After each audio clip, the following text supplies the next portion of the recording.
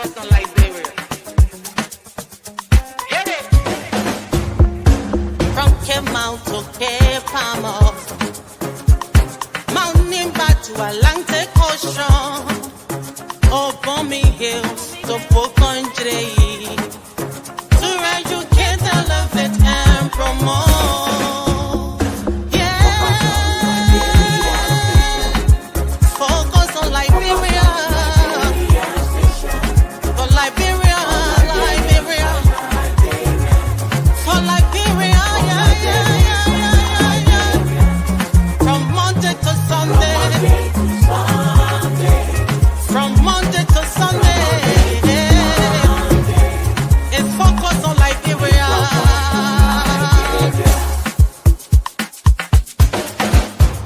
Talk about home affairs. Hey. In diaspora. Current affairs. Reliable information. History. Ooh. Talking about culture. Politics. Education. Entertainment. Business. Sports. Advertisement. Articulation. Focus on Liberia. Focus on Liberia. Focus on Liberia.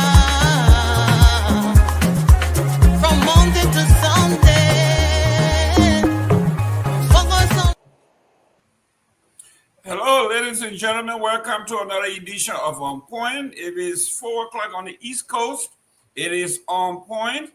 I see we're having problem with our other stations. We are off Twitter. We are off Instagram. We are off Facebook.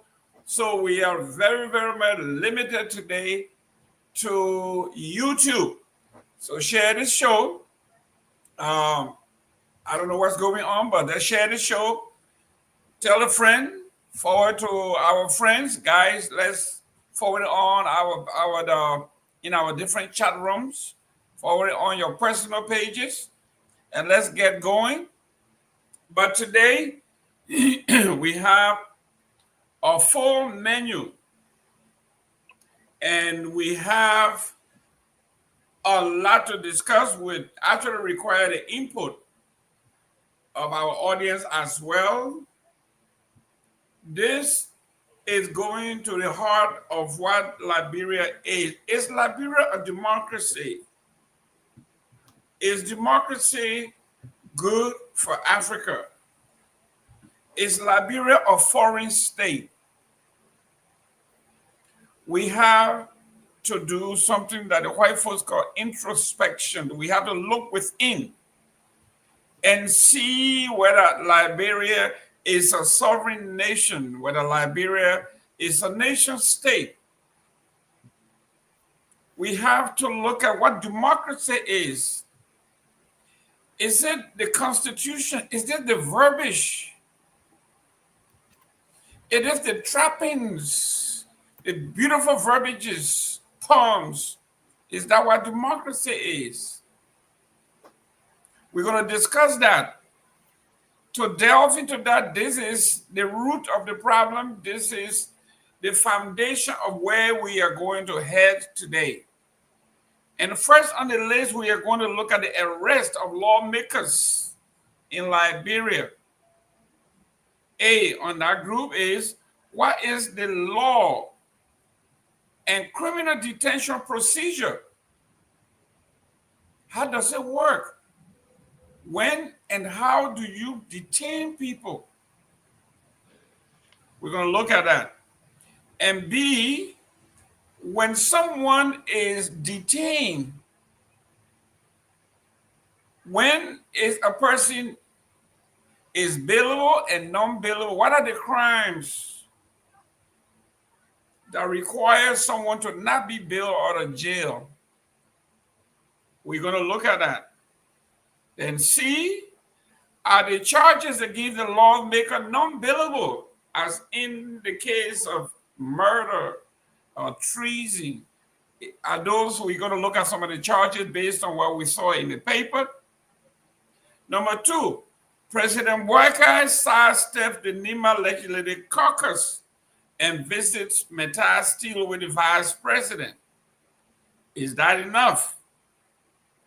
Statement from Honorable Musa Bility on the presidential visit of Nimba, absent the caucus. Then B, the arrest of CDC Chairman. We'll look at that. Was it warranted? We will look at that as well. And then finally, we are going to look at Senator Dillon. At the end of Liberia receiving the non-permanent seat, he was at the Liberian consulate with a bunch of money, showering the people as they were dancing. He was leading the grand march, wasting money. I think $20, $50 notes. I saw some huge denomination, wasting it. Why people in Liberia are dying. Why people were dying in the parking lot waiting for dialysis when the dialysis machine had no chemicals. We're going to look at that. With me to discuss and unpack is my co-host, Jimmy Eastman. How you doing, Mr. Eastman? Yeah, it's a pleasure to be here, Mr. Gayman. Excellent. Boakai, as usual, a gentleman by the name of Boakai, always coming upside down. He's trying to get in.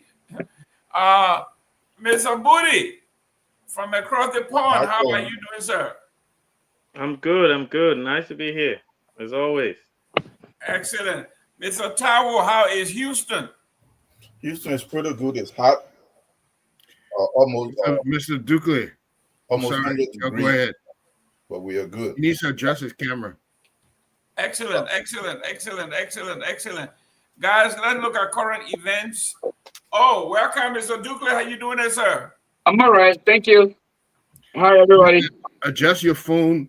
You need to be on auto rotate and adjust it to horizontal, lateral. We don't want to say anything negative about our name, Boakai, but it looks like Boakai is technologically challenged, but it's all right. He's going to get it. So, gentlemen, let's get going. Let's look at current event in Liberia. This is basically the week in review. We are going to look at issues in Liberia for the entire week.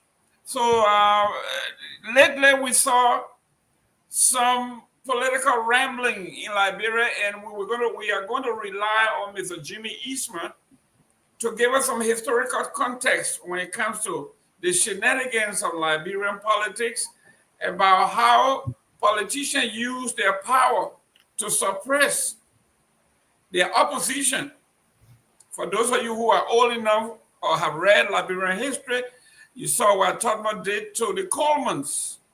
Anybody else who challenged the status quo, they were dealt with, and to some degree, to their own perils. We saw what happened to E.J. Roy when he challenged the status quo. So this is nothing new, but Mr. Eastman is going to put this in context, maybe in a modern sense. Let's look at mostly maybe the Tubman era, and we're going to find out how did Tubman deal with opposition, how did Tarwoe do it, and how did Doe do it. And then we'll go to Charles Taylor, Ellie, and now Joseph Boakai. We're going to squeeze George Weah in there as well, so we see how we have handled these issues. Some folks are saying this is history repeating itself.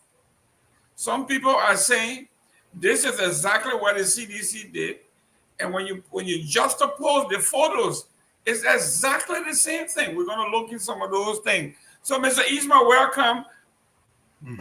Yeah, you know, I thought we were gone from the days where we would see the courts and police weaponized for political reasons. Way back when you cited cases way back when during the Tubman era, if you were going to oppose Tubman, you're doing it at your own peril. He disgraced the Colemans. He disgraced the D12. There were so many people. Anyone who stood in his way for political power, he'd find a way to not just move you from the scene, but actually humiliate you.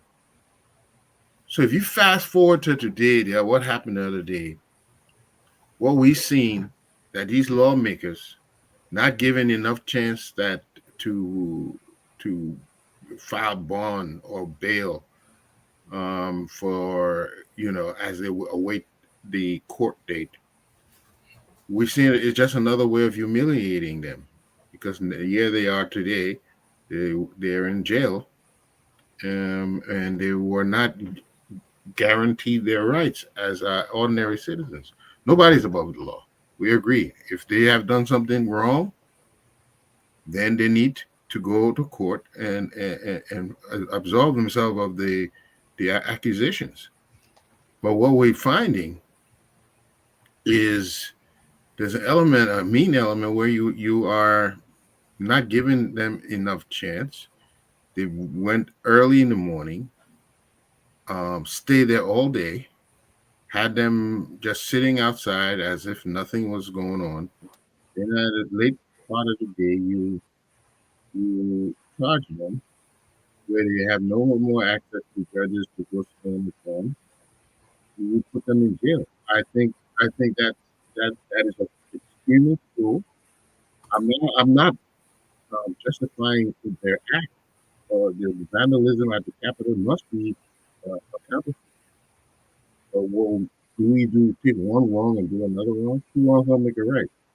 And I think they should have been afforded due process, like every citizen. As soon as we start seeing other people's rights being stripped, abused, and it doesn't take too long for it to come around. What goes around comes around. So whenever we see this, injustice toward one Liberian is injustice toward all Liberians. We should nip it in the budget. Wow. Mr. Tarwoe, the headlines read, police denied temporary release of Councillor J. Fonati Kofa, orders after the arson charges.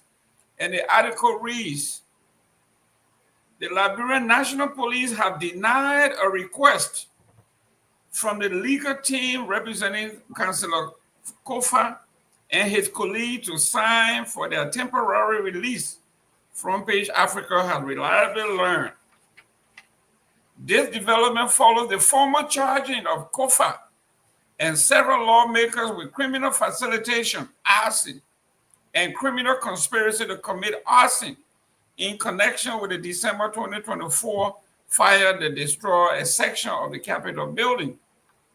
The charges come after a month-long investigation by the Joint Security with assistance from foreign fire experts. Sources close to the investigation allege that the government has obtained witnesses' statements implicating some of the accused. Police and National Security Agency NSA sources told Front Page Africa that the public should wait and see how things will unfold. Despite all 5 lawmakers being officially charged, authorities continue to hold them without bail, bond, or release on their own recognizances. Legal experts have described this as a violation of both statutory and constitutional provisions guaranteeing due process and the presumption of innocence. According to Chapter 13 of the Liberian Constitution, Chapter of the Liberian Criminal Procedure Law, once a person is formally charged, the question of release becomes a matter of the court, not the police. The police have no authority under Liberian law to detain any person post charge unless a court has ordered. Furthermore, the commonly cited 48-hour rule under Article 21F of the Liberian Constitution, which mandates that a person arrested must be charged within 48 hours or released, does not apply in this case once the charges are filed. In this particular case, since charges are already being filed, the police should have either released the lawmakers on reconnaissance or bail, or immediately turn it over to the court. Mr. Tarwoe, you read the article, you read the procedural law. Liberia looks like it is not a place of rule of law. Your take on what I just read? Okay. So, in the first place, I don't know how many times the police will come with different story. Because when this whole thing started at first,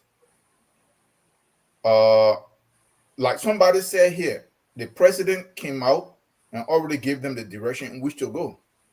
He automatically made a statement, not that it could be maybe faulty electricity, maybe it could be anything else, but that it was hooligans or it was people who were against the government, pretty much.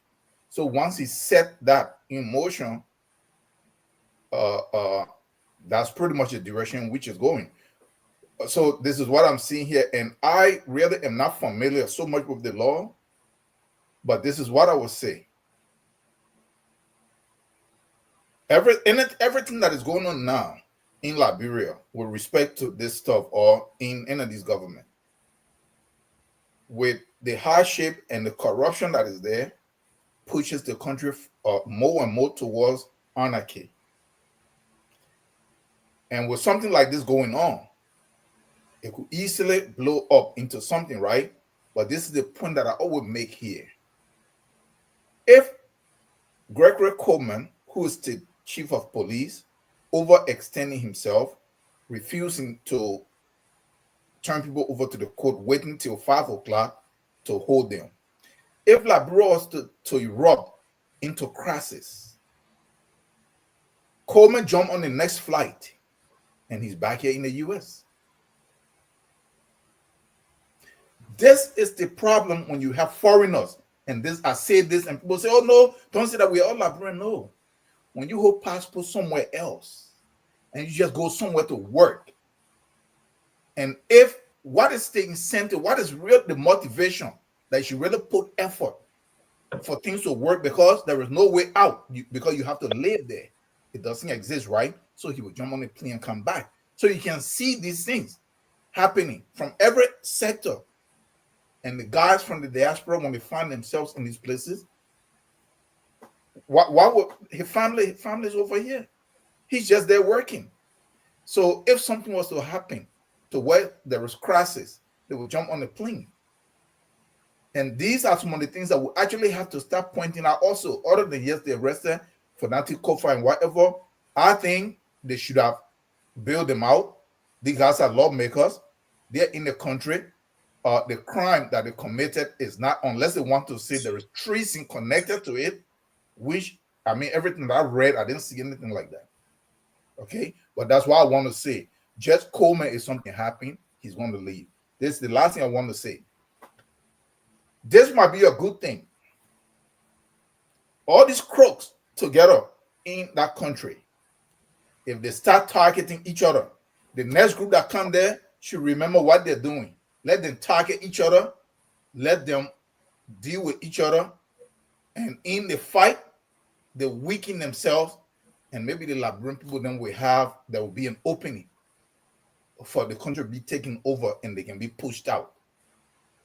So they should remember this. And that is what I would say, because somehow there have to be some kind of fault line between them where they actually start targeting each other so that they can kill each other or chase each other out or weaken each other, so that a different group or something can happen to where they're removed so that the country can be free. Because I don't understand what the government is up to. Okay, Kofa, he already gave up the senatorial seat or the speakership. If there is something, he's in the country, he's there. What is it that they keep pushing like this? Why they keep pushing this, and they're pushing it in all the wrong ways? They're pushing it in all the wrong ways. Is there something else underneath that we don't know about? Because Kofa already took his money, he gave them the speakership. Why are they coming again to say something? Or you think after this 8-month crisis, the country should not try to move forward? But you see that it's like the Boakai team don't know what they're doing because they're not achieving anything right. So whenever there is crisis, it take away people focusing on, hey, the government is not achieving anything, so they have to create one thing after the other so that they can keep the people engaged. Thank you. Dr. Budy, when you look at the tactic, this is a playbook. If you are a student of history and you know the Jim Crow era in the United States, how they dealt with certain people that they wanted. This is basically jungle justice here. You cite a person to a meeting at 10 o'clock. The person shows up at 9:30. And you who are the host, you are 5 hours late intentionally. Just before the court could close, you show up and say, we don't have enough time to process you, so you are now going to go to jail until Monday so we can continue the process. This is, to some folks, a deliberate attempt. It was a conspiracy. It was premeditated. And this is what we have in a country that has no regard for the rule of law. I think I'll answer that question and then make my point. I think it's easy to answer that question because the former speaker turned up with a toothbrush. So he knew upon arrival that he was going to prison, right? So it's clear, right? He knew that these guys wanted to put him in prison way before. So when he arrived at 9:30 in the morning, if any Liberian is not inclined enough to see, just look at how he arrived. Right? He arrived with a toothbrush in his hand because he knew at 9:30, today I'm sleeping in prison. So it was already written and stuff. But this is what, look, this situation is very concerning for someone like myself because all of us here and many of our colleagues who are unfortunately not here with us tonight have a lot of stake in Liberia, not just family members, but investment and other things that we want to see Liberia become better. So I'm just going to give a quick timeline before I make my point, right? So the fire happened on the 18th of December. The president came out on the 18th and said, this is arson.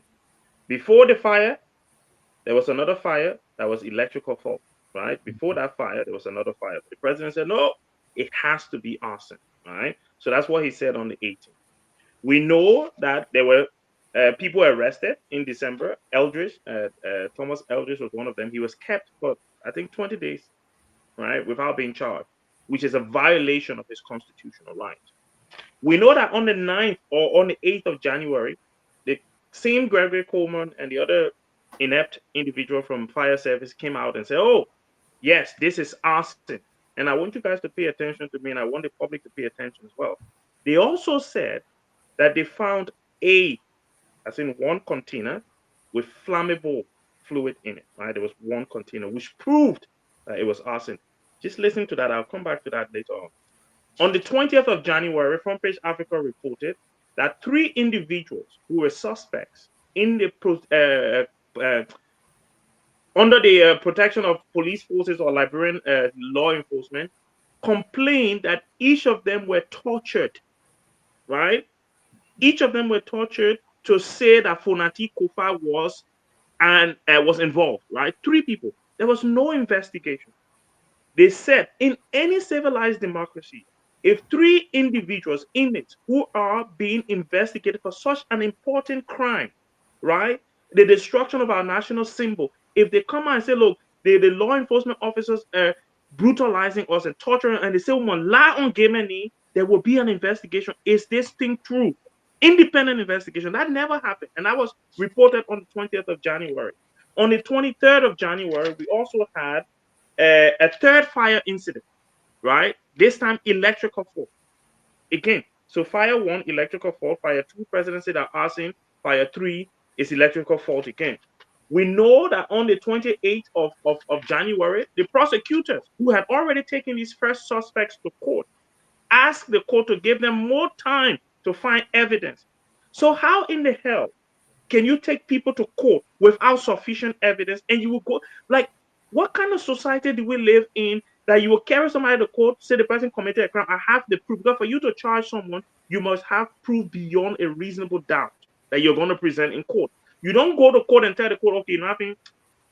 Keep the people in jail. We're coming back. We're going to look for more evidence so we can bring it to prove our case. That's not how it works. You must have all of your evidence because you need to present your case so that this person can defend themselves. Fast forward to February 7th.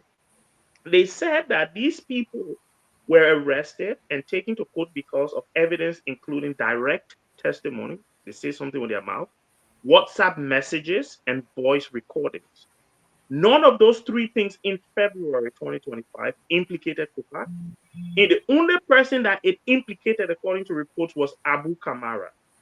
They said, oh, he paid money. That was the only person implicated in the evidence they had that they went to court with. We then get to the charges. They charge all of these guys with conspiracy, arson, reckless endangerment, and criminal mischief. Those are the charges, right?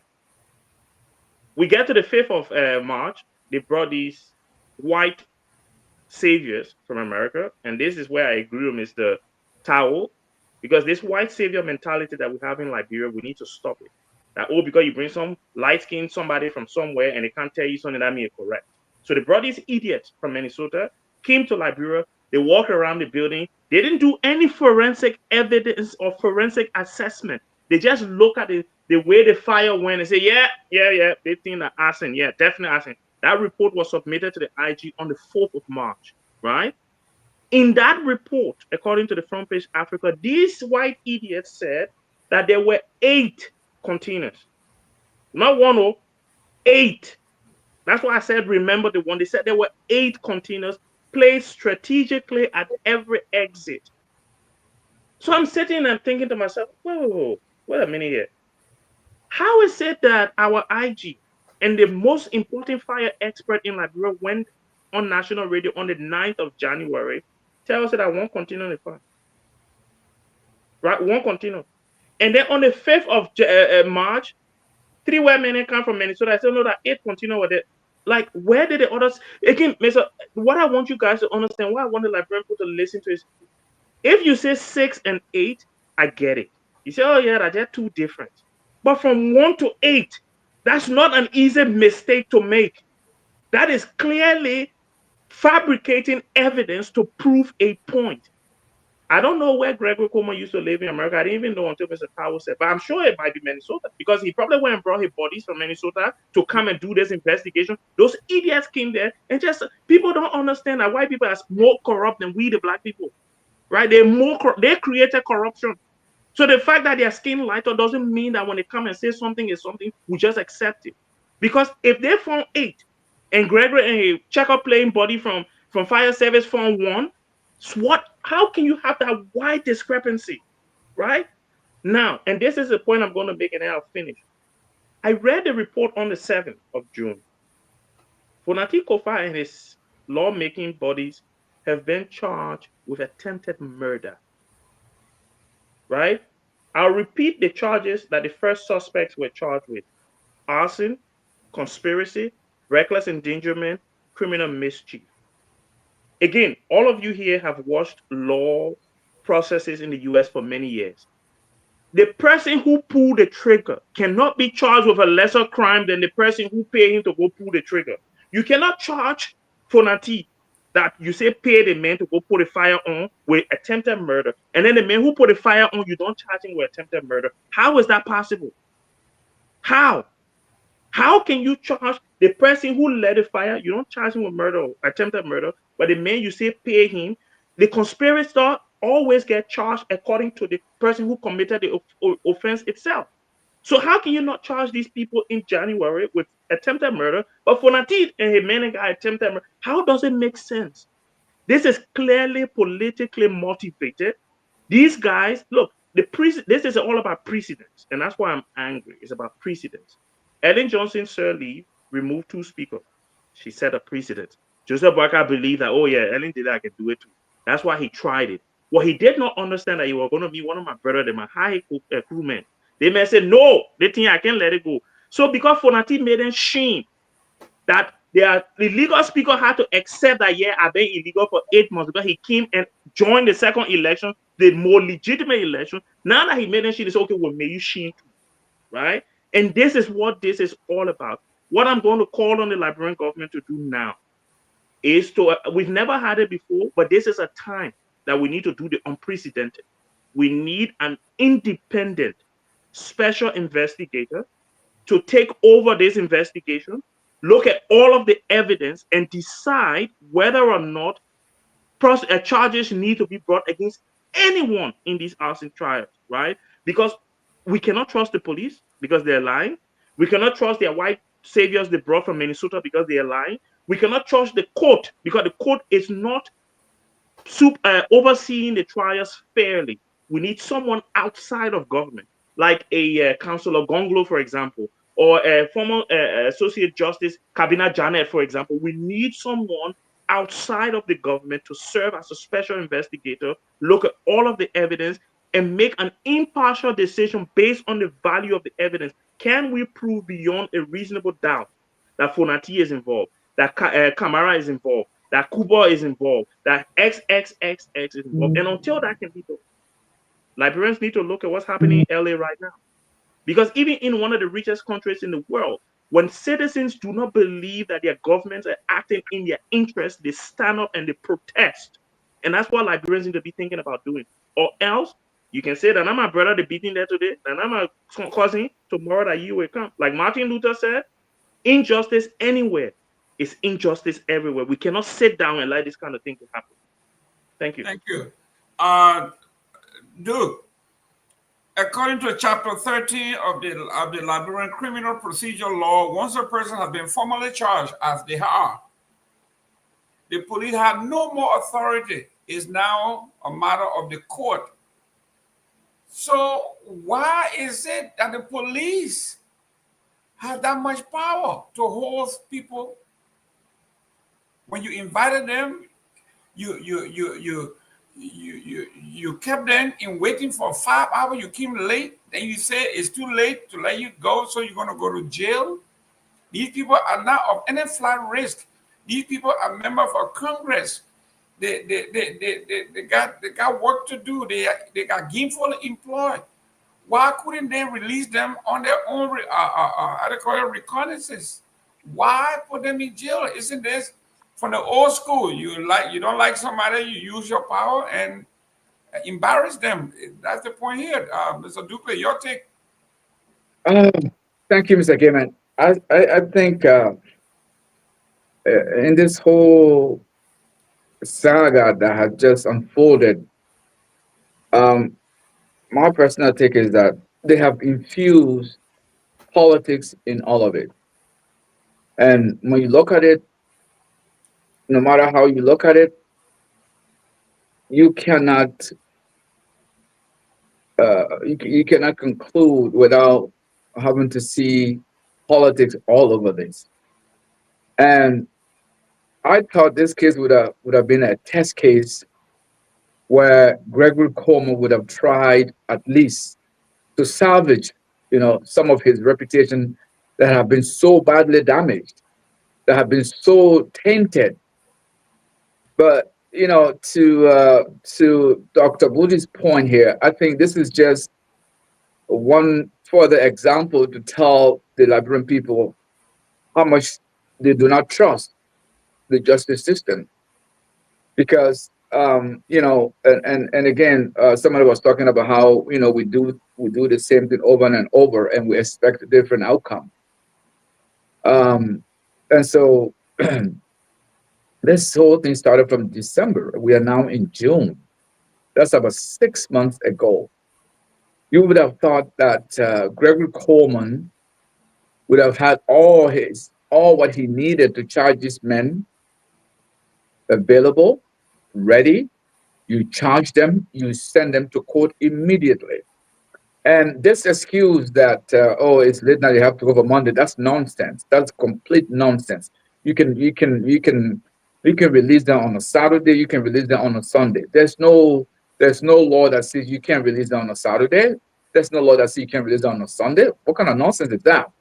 But beyond that, Mr. Gayman, what we are looking at here, like I said, they have infused politics in it, and all of this you cannot in any way say the Unity Party is not part of this. And even if they were not, it's just hard to make that argument, because if all of what happened, I mean, this arson we're talking about occurred in December, and we are now in June, and yet we are talking about how the police doesn't have the enough evidence and all these kind of things that's supposed to be well done and well prepared before we even got here, before you even, I mean, get to charge individuals. And again, the nature of the crime they are charged with, if you look at them in a way, to me, is laughable. It's laughable. And these men are legislators. They do enjoy some form of immunity, and there is the law this prescribe a procedure through which these lawmakers can be arrested. And I'm not even sure if that was followed in this case, in this instant. And so really it just one more example to tell us that Gregory Cuomo doesn't deserve to be the IG of the Liberian National Police.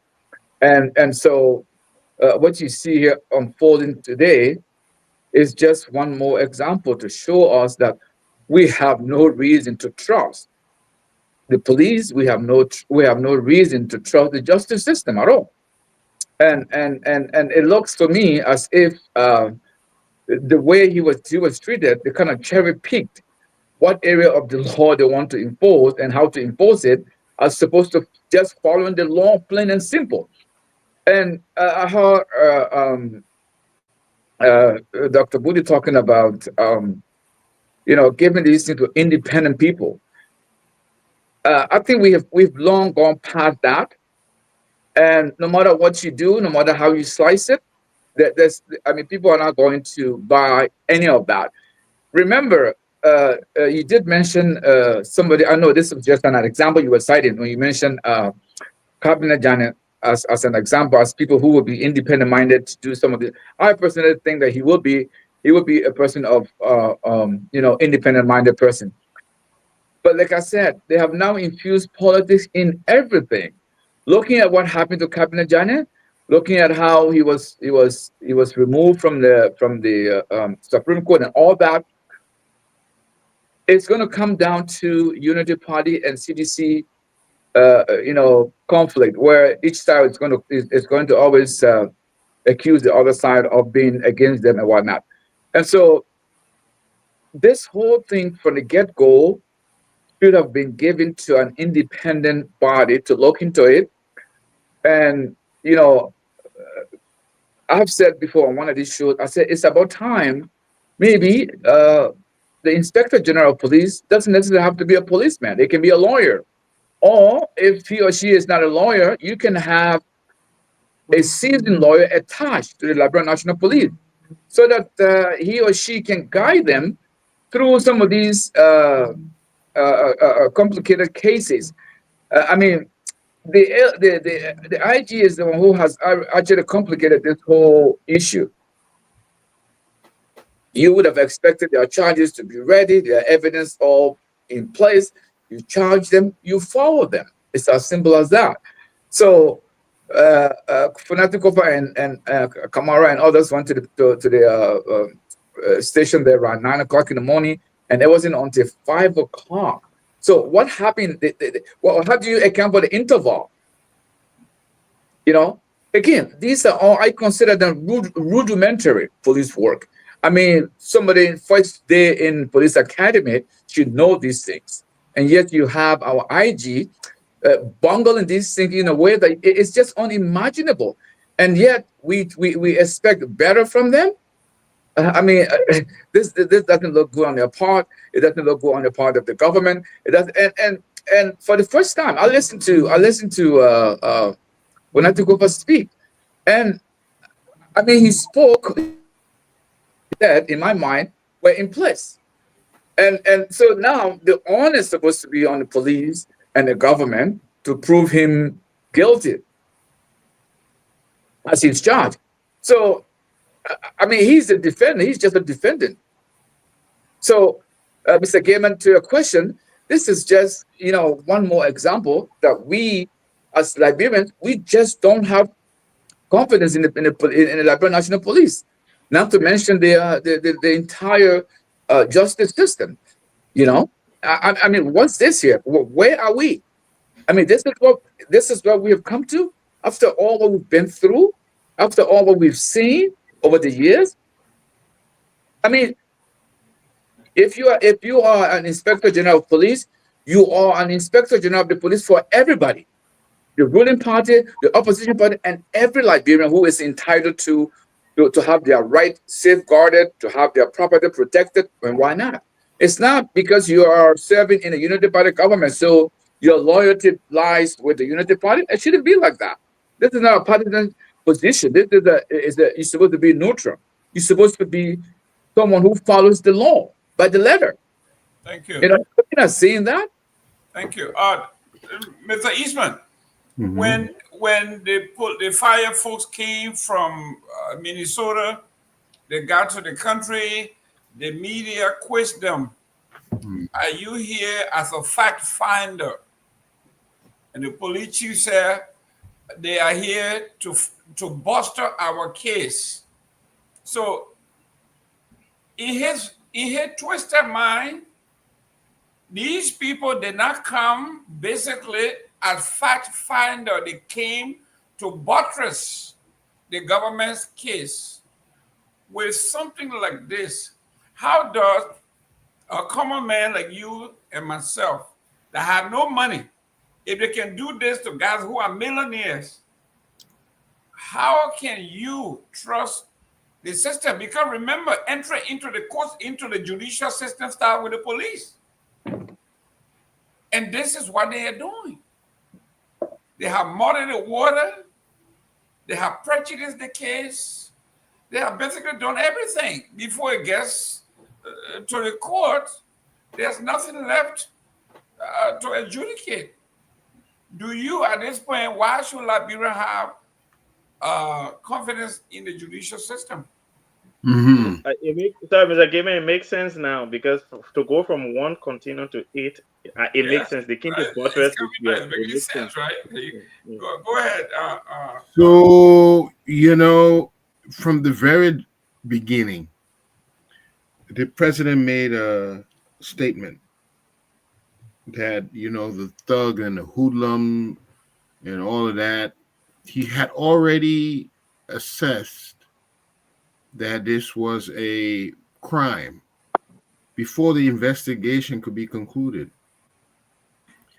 And by his statement, you know that the lieutenants will want to corroborate what he proposed in the beginning, and that is this was a criminal act.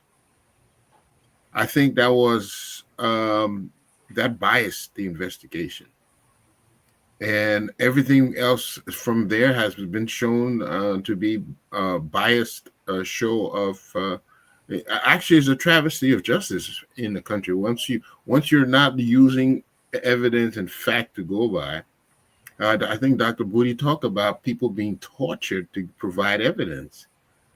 That evidence cannot be used. It's tainted. So, but what the bigger picture is, where are we going? Very, very soon, the Chief Justice, who called to book this administration that what they were doing were ultra vires, that the speaker was elected. He was not duly elected through the legal process, and so he was not speaker, and everything they did was illegal. But that Chief Justice is about to leave the office, about to retire, and we're going to have 2 more judges being appointed. So this is going to reinforce this administration's grip on the three parts of government. That's the executive, the judicial, and the legislative. So we must ask ourselves, where are we headed? There's been talks of demonstration already. There's been talk of people expressing, why do we have to go down this route? It is very unfortunate. You know, the other day I asked myself, after 178 years, all we can produce is thieves and people who are dishonest. It tells me that the Liberian experiment was a failure. By now, we're supposed to be producing leaders. We're supposed to be producing people given to excellence, not given to, any means to manipulate the system and the laws. So it is a tragedy, and you can't. No one can really tell where we're going. Are we going back to the days when the Truitt Party had an iron claw on the economy, and then nobody could, where the people were excluded from participation in their own country's affairs? Are we going back to those days? One has to ask. It appears as such. So it's going to require our awakening, and we have to reject it. We have to demand fairness, so that this country does not recede back into the days of undemocratic processes and biasness toward certain groups of people and all of that. We have to put a foot down right now. Wow. Ladies and gentlemen, we are struggling with all of our other outlet only YouTube. So do us a favor, share the show on the YouTube. Our Facebook page, for some reason, is down. All the other areas are down. But share the show, get involved. We are reading your comments here, and we're going to go forward. Mr. Tarwoe, while we are on this, let's go to the arrests of the chairman of the CDC, Mr. Janga Cole. They have gone to peacefully protest, asking for evidence, asking questions. He himself being a lawyer, how is it possible that someone who is arrested on a bailable charge is being held? And he was manhandled. He was beaten, tore his clothes, grabbed him, chunk him in the truck, handcuffed him to the truck, took him to jail. This is your Liberia. Your take on what you saw with handling the leader of another political party that had his hands up in the form of surrender, in white shirt, no threat to the society, standing on public property. If you saw the video, you will see how he was manhandled. So look at what happened here. I will transition into that, but you see, the president made the statement that this fire was set by people, it was intentional. If you go further back, in other cases, Honor Ellen, before they could come for them to say something, she interfered. How you call that guy? The one that died from kidney jar, that he went swimming. Harold Greaves. Yeah, Greaves. When those people, and I would still say that they were murdered, the auditors in that vehicle, before there were anything. George Rice stood on his pulpit, say were boyfriend, girlfriend, that they were making love and they died. So you see this particular behavior. So anytime you see that, it means the president know about it and they're directing their people to follow that trend. And then they are conditioning the public that they attempt to training gossip to then lean in that direction, because once they say, oh, a boyfriend, girlfriend, somebody husband, somebody wife, The public forget, they all jump on it. So that's the same thing you see here. So from that very first day when the president made that declaration, but something else, when they were bringing, who started this stuff, bringing experts, the so-called experts? It was Ellen. Every time she committed a crime in her government, they stole from the people, they did something. She internationalized Liberia. That in Liberia you can speak of any, you speak against international community, you can actually get mobbed to death. I was there. The national experts, when money got missing, continuing all this stuff, what happened? They said they bring in some crow so they can come and investigate it. What is the investigation? I was in Liberia at that time. I read most of it. What happened? That you know that particular group ended up managing your central bank. You know that was a contract they got on George Weah. That they manage your central bank for huge fees.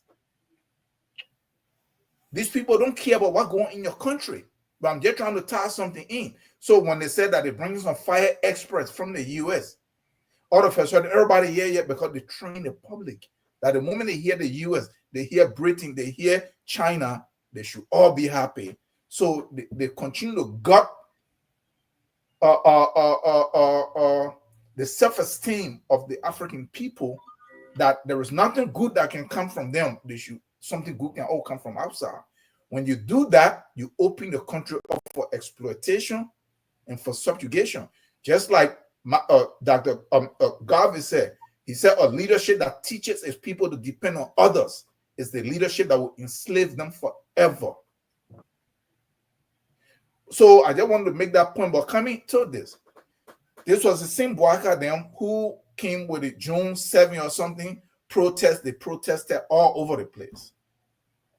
All of a sudden, they're there arresting people. But look, this is what I would say here. If the Boakai government were actually achieving some things, if they were actually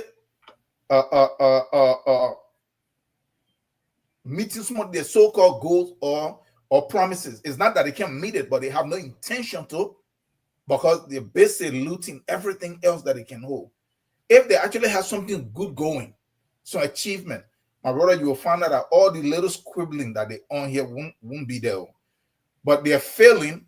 They have no desire and no ability and no intent. These guys have no commitment to the country. So they're looking for every little thing. So by arresting some CDC person or some ANC person, guess what? They create another topic for the people to be caught up into, to talk about. Hoping maybe they can buy some time. I don't know. But time can help them. All the time will pass if you don't even have a real blueprint, an actual applicable program with real intention on what to implement. So that is what we are seeing. But just like I say again, I hope that the other group is taking note. Because if they start fighting among themselves, anytime you see people, so-called government fighting among themselves, they're setting the stage for both groups or all of them to be displaced and to be removed. The longer they stay in this track, that's going to happen. You are muted. Dr. Budy, it seems to be the objective here is to be draconian, as they always say during the Joseph Boakai orientation, teach them a lesson, beat few people, kill few people, and the rest will run away. It looks like Joseph Boakai is applying the same tactic. They did it in Kinjal. They killed a lot of folks. The police said we shot because there were evidence that people in the crowd had guns. When the evidence couldn't prove that, Joseph Boakai and his men showed up. Everybody got $5,000. Somebody got some gadget on. Guys, everybody mute. Sorry about that. I'm muting. Okay. So here we are,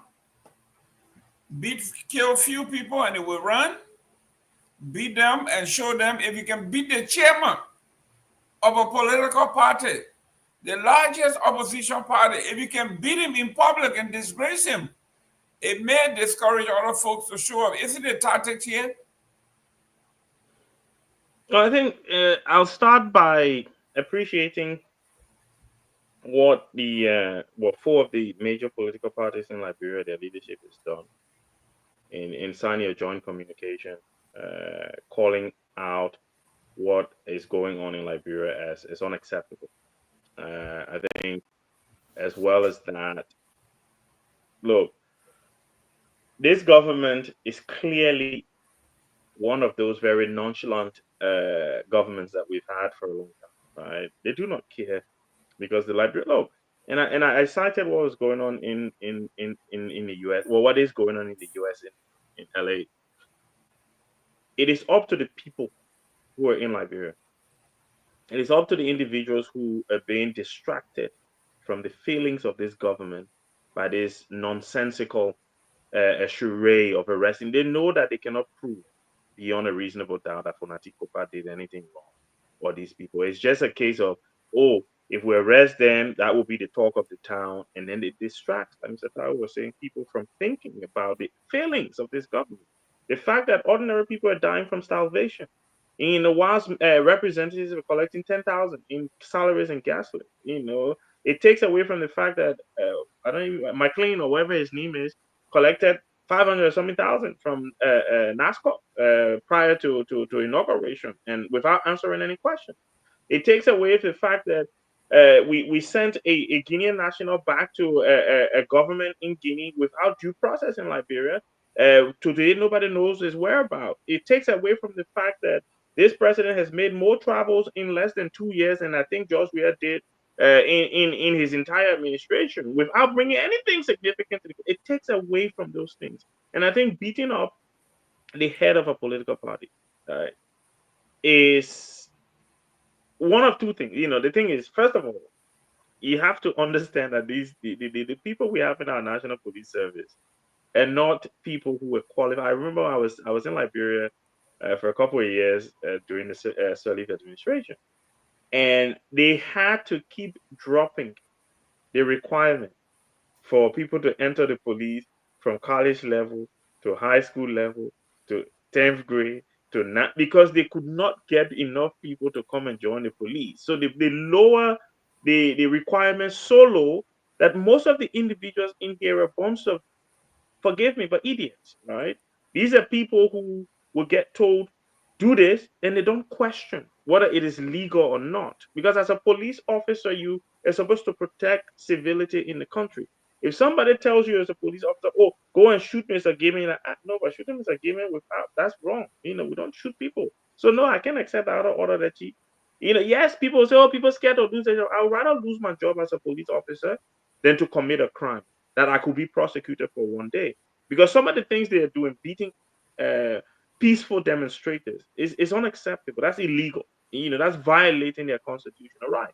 And there might be a government that comes after this government that respects the rule of law, that does an investigation, and then you will end up going to jail, like Mr. Tarwoe said. Gregory Kuma will be back in Minnesota. They're chilling with the 3 white men that went to do the investigation to buttress their investigation, right? So at the end of the day, look, it's wrong. Politics is all about optics. Politics is about optics. It's about what people see and how they perceive it. You beat, whether he was doing something bad, there were better ways to handle it. You could have, Steve will make you step back. You could have spoken to him in a polite manner. He's shouting in your face. You could have remained calm. This man did not have a weapon. He wasn't threatening the life of any police officer to warrant being arrested.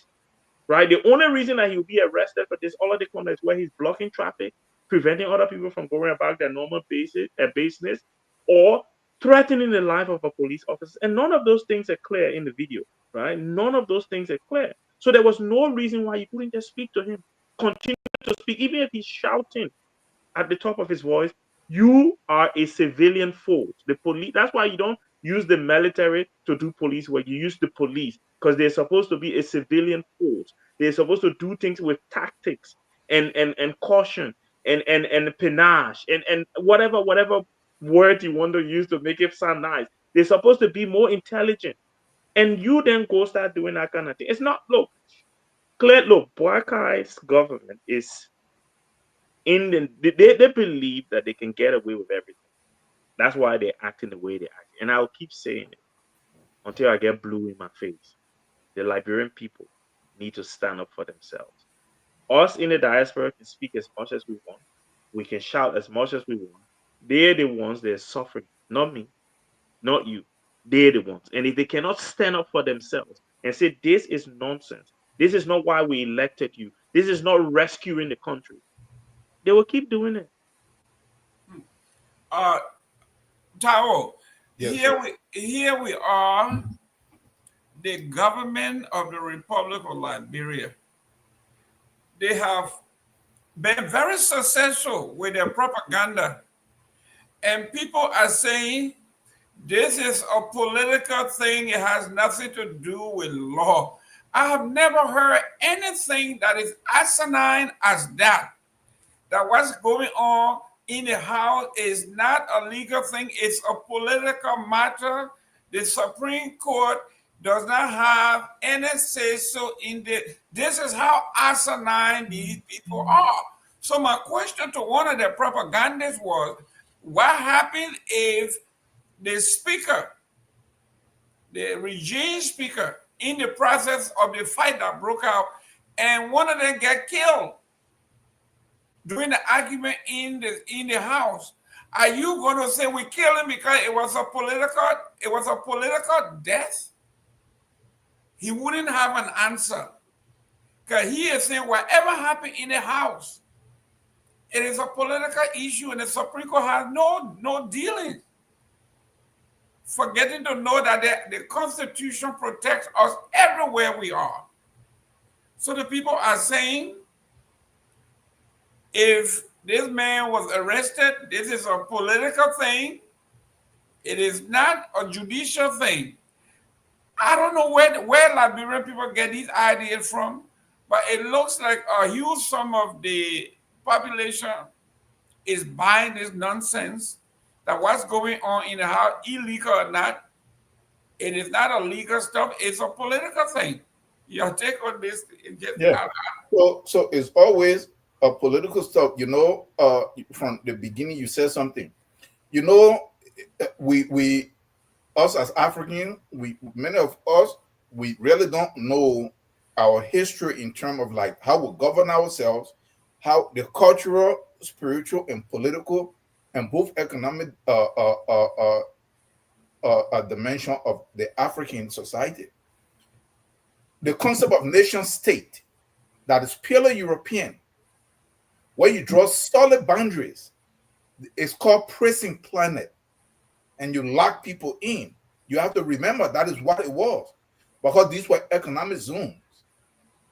So the whole concept itself is foreign to the rest of the world. And the areas that are doing well in the world, watch, they had to break and dismantle that, give it up, and they created something based on their own cultural and historical experience for them to then start doing well. It is only in Africa that we're holding it together. The system, everything that we're discussing here is divisive, it's chaotic, it's corrupt. It is very porous. It is easily manipulated and infiltrated. You are here in the US, where they who are championing it, see them here in this country. We are here. Look at how divisive they are.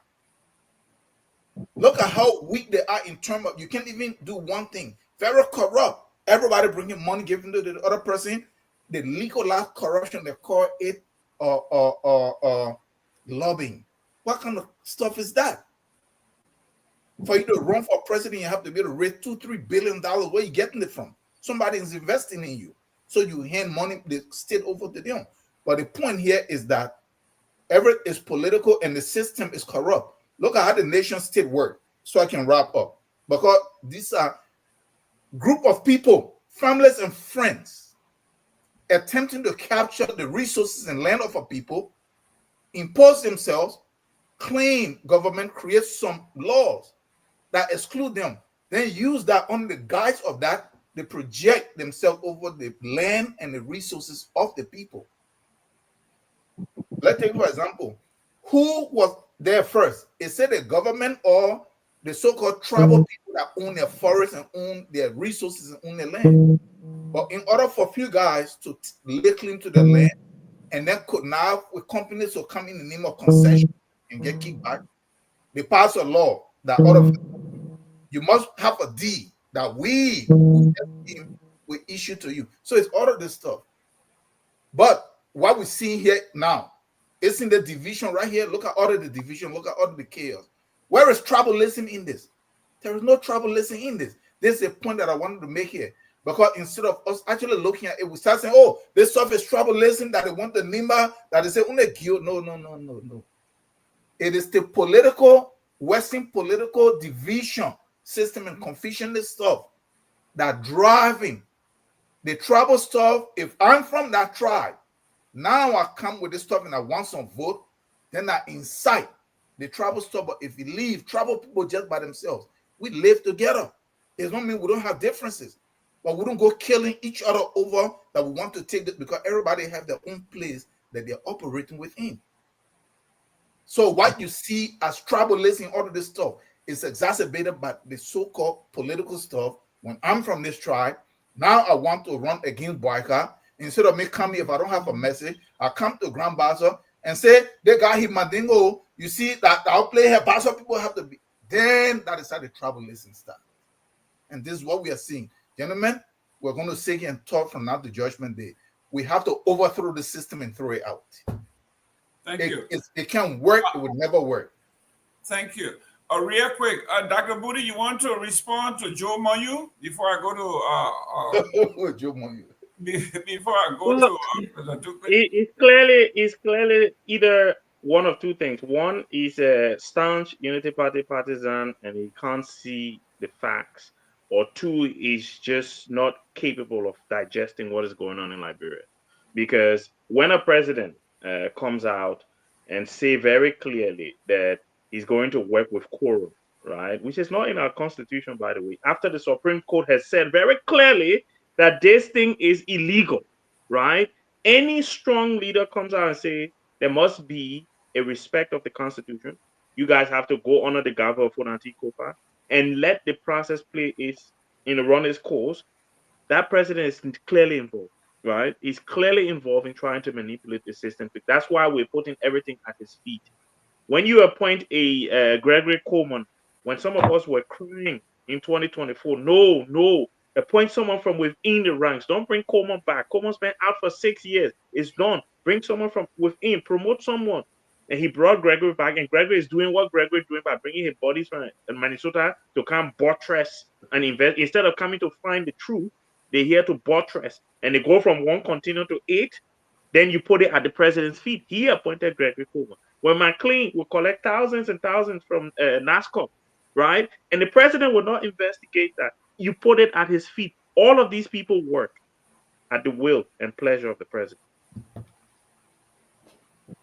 Thank you. Mr. Dukley, in your response, can you address Mr. Moyu when he says basically the president has no fish to fry in this? I think Mr. Moyu is dead wrong. I'm sorry to say that. I mean, it's apparent that this is all, again, I said it earlier in my previous comment that part of the problem and part of the difficulties we have in this case is the infusion of politics into it. And by politics, I mean, starting from the comment Joseph Boakai made in the initial stages of this, coming to the Supreme Court rendering its judgment, and Joseph Boakai's inability to see, even though the last decision of the Supreme Court was unambiguous, there was nothing ambiguous about what the Supreme Court said, and yet he had the audacity as the head of state to come and say, I will deal with the quorum. What planet does he live on? Did he not see that? Did he not see that Joseph Walker was playing politics here? How can he say that? But again, like Dr. Budy just said, people, unfortunately, when we are partisans, we don't see anything wrong with our party. Our parties don't do anything wrong. So I don't expect you to be objective here because he's looking at everything with the lens of Unity Party, and so anything that doesn't seem align with the worldview of Unity Party, he wouldn't accept it, even if it's as clear as the sun. So, I mean, you don't have to be a genius to see this one. And so he's not the only one. Look at just survey the social media landscape in Liberia and see what the partisans of Unity Party are saying. I mean, and that's part of the problem. That's part of what is wrong with us. You know, when we are CDC, we don't see anything wrong. CDC doesn't do anything wrong. Everything CDC does is always 100% perfect. The same thing applies to Unity Party. So, and when we are not objective, we are not being objective with our decisions, with our judgment. What do you expect? And so this has now become a vicious circle where we need to find a way to get out of it. You know, and you know, Joseph Walker has led us beyond reasonable doubt to tell us that how incapable he is governing this country, despite all those number of years of experience in government. I mean, it's one debacle after another since his ascendancy to the presidency. I mean, I don't know. It's just you know, the trajectory doesn't look good at all for Liberia. I'm sorry to say that. Great. Honorable Eastman, I want you to address Mr. Moyu. Moyu sees everything that's happening in the country. Ask him, the president is an independent body that has no connection to the legislative body or anything else that happens under the country. He says we should make sense out of why are we blaming Joseph Boakai or even mentioning Joseph Boakai in the legislative fracas. I think what I would remind Mr. Moyu is that you remember when this thing had started in the legislature there, that those certain members of the legislature were called to a meeting with the executive. Now, clearly, he was involved. So why not? Why try to excuse him from there when you know his hand was involved from the very beginning? But once you're the head of a nation, you know that's where the buck stops. It all stops with you. And we've all been saying that, you know, he's had the power to have stopped this, nip this in the bud. He's always had it, and now it's spilled over. Now we see more and more things going on. Who else will you blame? Especially with Patrice, what we have, the type of society we have where the president is is king almost. Yeah, you can't expect anybody else to be able to stop what's going on beside him. So yeah, you know, there's two ways of looking at things. You can fail because you did something, or you can fail because you didn't do something. So this is a case where there's no way out. And now we have to straighten it out. What I think needs to happen right now is they need to allow those guys to take bail. And if they can't prove that these guys are guilty, they should let them go free. And apology issued.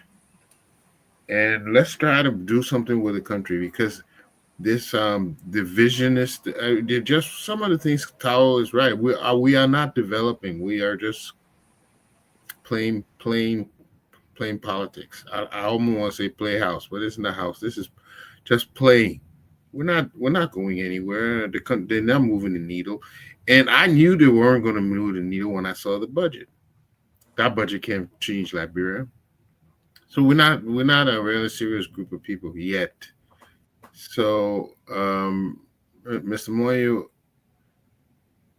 there's enough blame to go around. So no one is exempt. Sorry, Mr. Gayman, before I know you're muted, but I just want to say something quickly, right? I think what Liberians need to be mindful of is that we saw this happen during the Tarwoe regime when the progressives were out there, they were arrested and put in prison. People say that was one of the catalysts that led to the coup in 1980. Samuel Doe came to power. He started to prosecute the people from Nimba County. Everybody sat by silent. What we saw in 1989 happen. Charles Taylor came and started prosecuting people who were from Grand County. We saw what happened in 1999. We need to be careful. History has a way of repeating itself. Great. And to my brother and good friend, Mr. Moyo, let me give you a quick example before we move to our next topic. When the Supreme Court ruled that the president had no authority to fire or remove tenured officers, what did the president do? He disregarded the Supreme Court and removed those folks, concocted some stories and said they were under investigation. As we speak, about 9 out of all the suspended folks, all of those agencies, they are running on assistant and acting directors. There are no proper directors in those agencies because he believed in his mind that if he appoints somebody properly, he will violate the Constitution. So they are all running agencies as acting, including, all of those agencies that we named. Second, when the Supreme Court ruled, the president of the Republic of Liberia never accepted the ruling of the Supreme Court when the Supreme Court said that whatever happens at the house was ultra virus. Not only that, but the second ruling was emphatic that they had no standing whatsoever. What did Joseph Boakai say to the Supreme Court? He never accepted it. He refused to accept. He said, I acknowledge, as though somebody delivered a package and he wrote and he said, I acknowledge. Even in that, he says, even though I acknowledge, but I'm going to work with the quorum. Because for some reason in his mind, the Constitution says you can hold a meeting when you have a quorum. And the Supreme Court is telling him it doesn't matter whether you have the quorum. The Constitution mandates that wherever you have a constitutionally elected speaker has to be the convener of the meeting. And they spell it out. If the constitutionally elected speaker does not have a quorum, they can meet from day to day without doing work. And if the quorum does not have the legitimate speaker, they too cannot do the business of government. So either way, Joseph Boakai had disregarded our Constitution, and as an elderly man, you think he would have intervened by calling both groups and saying, let's knock this off, let's work it out. Instead, he was inducing cash and bribe, things that are impeachable under the law.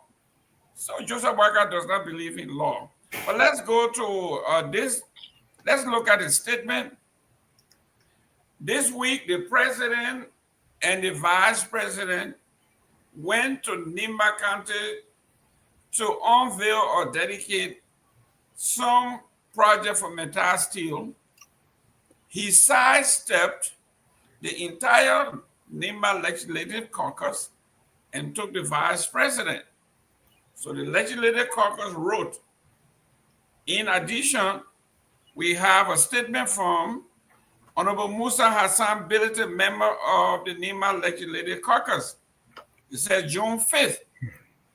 And it reads, on the exclusion of the Nimba Legislative Caucus from the presidential visit to a Mittal facility in Yekepa.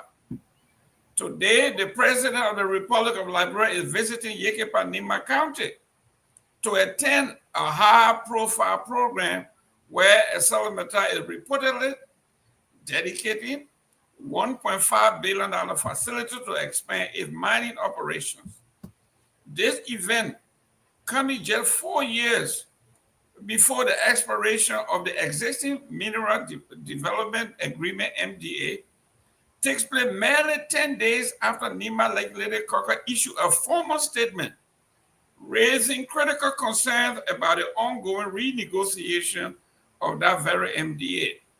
As a member of the Nimba Legislative Caucus, I am deeply disappointed by the complete exclusion of the caucus from this visit, despite our recent collective concern publicly and privately expressed regarding the transparency and fairness of the MDA renegotiation process. The government proceeded with this elaborate event without extending a single invitation to initiating any form of consultation with the whole leadership and membership of the Nimba Legislative Caucus. This act is dangerously dismissive of the legitimate concerns and constitutional role of the elected representatives of the people of Nimba. It is troubling that of the 11 members of the Nimba Caucus, only 2 are represented at the event, and even those 2 attended without the consent or mandate of the whole caucus. Here we are, ladies and gentlemen. The president decided to go to Nimba to dedicate a huge project of this magnitude and left out the people. Instead, he took the vice president and the superintendent, and that was it. Mr. Eastman, the caucus is raising a point here.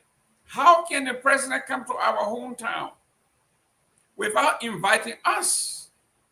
Not only that, but consummating a contract to renegotiate $1.5 billion absent the people and their representatives. Your take. You are muted. What was particular about this from the letter you read is that it was near just a few more years until the expiration of the agreement. It is one thing taking the representatives there, the caucus, and I think to govern properly, you have to listen to those representatives that represent local people, because they're the people that are directly affected. So the Nimba caucus should have been listened to at least before making a decision. But really, who I want him to listen to is some mining experts and community developers. That who are really, because just because they brought this, they put in this $1.4 billion. $1.4 billion does not develop Liberia directly. Okay? It does not necessarily provide more jobs. It is not necessarily going to increase our GDP. It's not going to have any very much trickle down effect in the economy, except that they will be there longer and they will probably be set up to exploit the country other places. So, but what we really want is that while they're taking our resources, we want to see development. For many years, we were been in this extract business. We saw growth during the Tubman years. We saw growth. We saw the GDP bursting open, but the people did not develop. It did not have a developmental effect on the lives of the people. Did we improve the quality of education? Did we improve our health facilities? Did we make life easier for Liberians going back and forth trying to eke out a living? No, none of those things were significant enough. And so, why are we doing the same thing? Why are we catering to these large companies? Haven't we learned that it's only our direct channeling of capital resources to our people is the only real way we will see an development? So, I think it's a slap in the face by he disregarding them. I think it's not wise because politically these people do represent the local people. But then we have a lot of contention about they themselves and how they've selfishly run the government. So it was wrong, but what do they have to offer? Would they have suggested something much better? I want to think that, but that's not what they've shown us. So we're still on the fence when it comes to that. Great. Dr. Budy, we are talking about development without growth. I think it is a widely read paper, ideas about growth without development. Yeah, growth without development, where we are talking about folks who, if you look at why nations fail, they give you 7 reasons. Key among that is any country that develops or depends on the extractive industry is bound to fail because you are extracting product or anything that has to do with natural resources that cannot be replaced, things that took millions of years to build. We are extracting it, and it doesn't have any direct impact as far as the people are concerned. The mining industry does not like calling centers that can hire thousands of people in each county. The extractive industry, Mittal still been around for 25 years. They have hired about 2,000 people. So it actually does not benefit the folks. Your take on Musa Bility's stance that, listen, for Mittal still to go on to renegotiate, we all need to sit around the table so we can tell them what is it that we want. The local people, not what the national government wants. We, the local people, have to tell you what is it we want, what our needs are. Joseph Boakai is approaching it the other way. They are using the national government to make decisions for the local folks. Your take? I think, again, I might be agreeing with something Mr. Tarwoe said for a few months. And that's why I was saying to him in the waiting room before we came over, stop talking the things we're talking about. He agreeing with you a lot today. Look, at the end of the day, we have a system where majority of the land in our country has been grabbed by the Liberian government from indigenous Liberians, right? And so the government exerts the authority to negotiate these contracts because technically it's the government's land.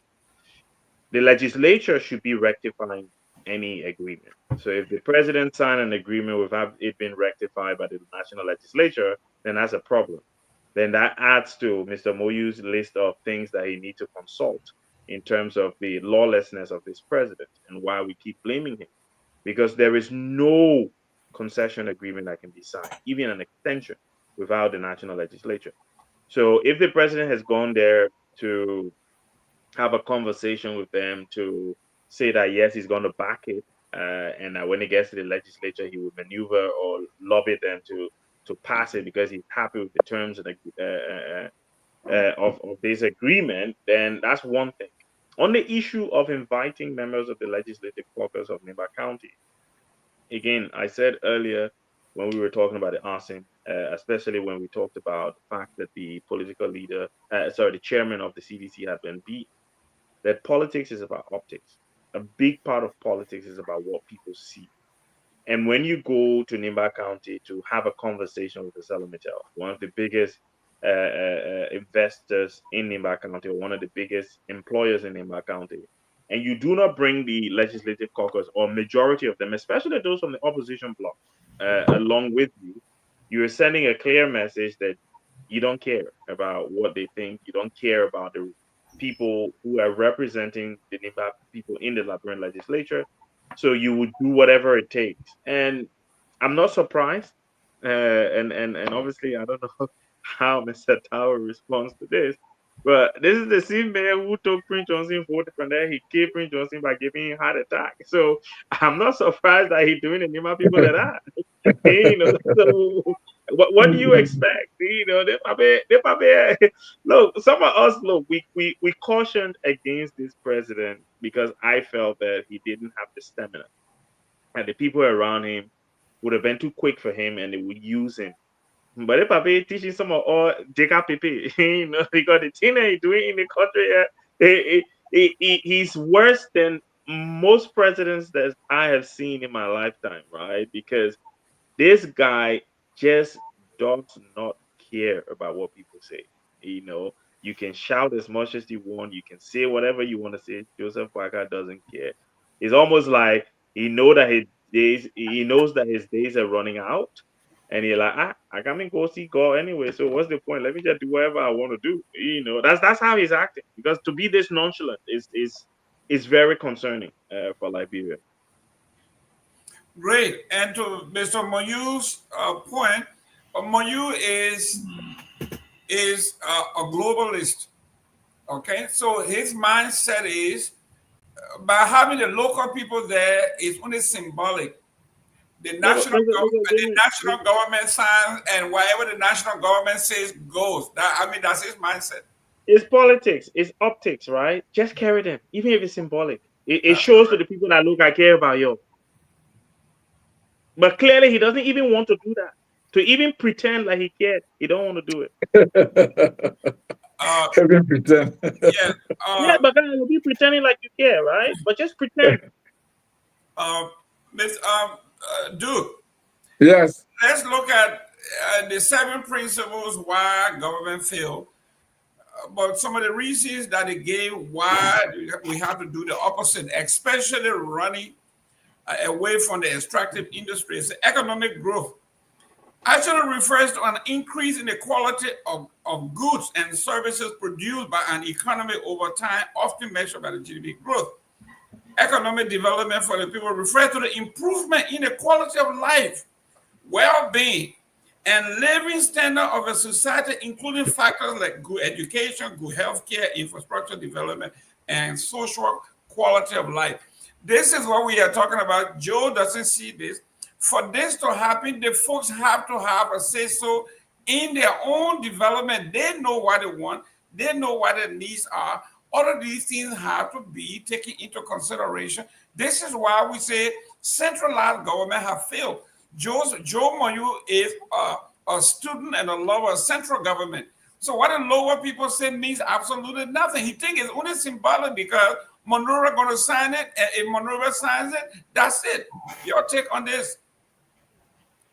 Well, I kind of like the analogy that the Budy is even. I don't agree with it to even pretend you carry that with you. But the fact remains, look, these people' interests need to be well represented, and those concerns and those issues must be enshrined in any agreement. Yet, on a normal circumstances, the social responsibility of the company that is investing in the local area looks after the local folks who are there in terms of road, clinics, hospital, schools, whatever you want to call them. But I think their interest is paramount in any concession agreement that is going to be signed.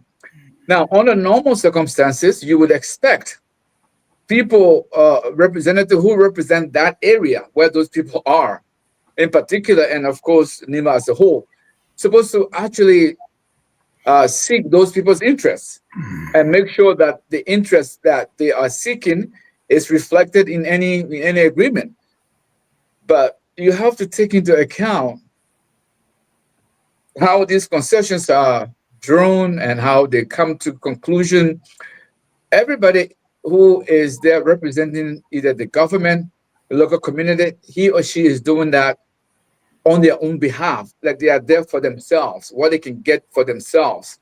And so the local people asking to be represented, I think is their right. It's something that they should be represented. And this is only, like I said, under normal circumstances where concessions are signed. Look, I've seen multilateral corporations in other countries, in some countries that I have been to, and I've seen what they have done in those communities. But that was only possible because the government of that country makes sure that the interest of the locals is reflected in any concession agreement. And so the way concessions are usually signed in Liberia, the way they come about, everything is shredded in secrecy until such time that the whole thing is concluded.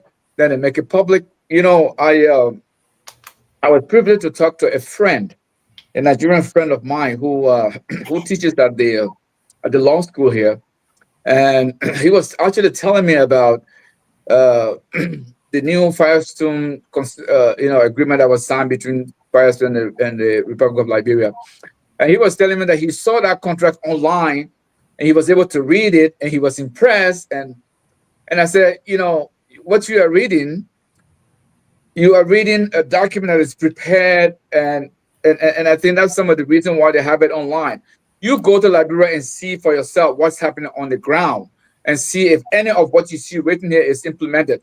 So usually these things are supposed to reflect in the lives of the people whose livelihood depend on these concessions. But you have to take into account, Mr. Gayman, that the people who are supposed to be representing the interest of these locals, as Dr. Budy said, they don't even pretend that they are representing these people. They don't care. They don't care. And so that don't care attitude is reflected in everything that they do. So if they guarantee their brown envelope, that's what matters. They couldn't care less what happened with the locals. Are there clinics there for the locals? Are there schools? They couldn't care less because they're in it for themselves. And that's why go to Boakai County and see what happened when LMC left Boakai County. What became of Boakai County?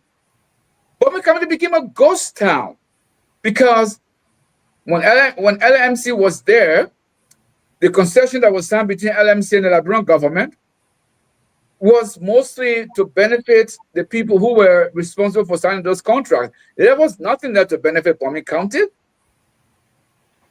I mean, Mittal is not going to be any different. And all the other concessions that we know about, they're not going to be any different because the people who are supposed to be seeking the interest of their people that they represent, they don't care about their interests. They only care about themselves, what they can get for themselves. And so, do you not remember that, I don't know who was it, said about 60% of the concessions that were signed in Liberia, they were all illegal? Simply because, as is laid out in our concession laws, none of those laws were followed.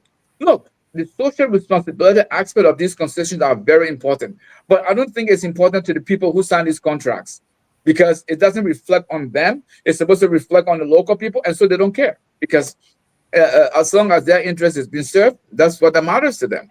So that's why you see after all these years, our natural resources have been given to all these multilateral companies. They've extracted them, and once they leave, nothing is left behind. We can't show nothing for them. When Lamco, when the Americans were there, they left. The British came, they left. I don't know, the Swedish were there, they left. What can we show today? Absolutely nothing.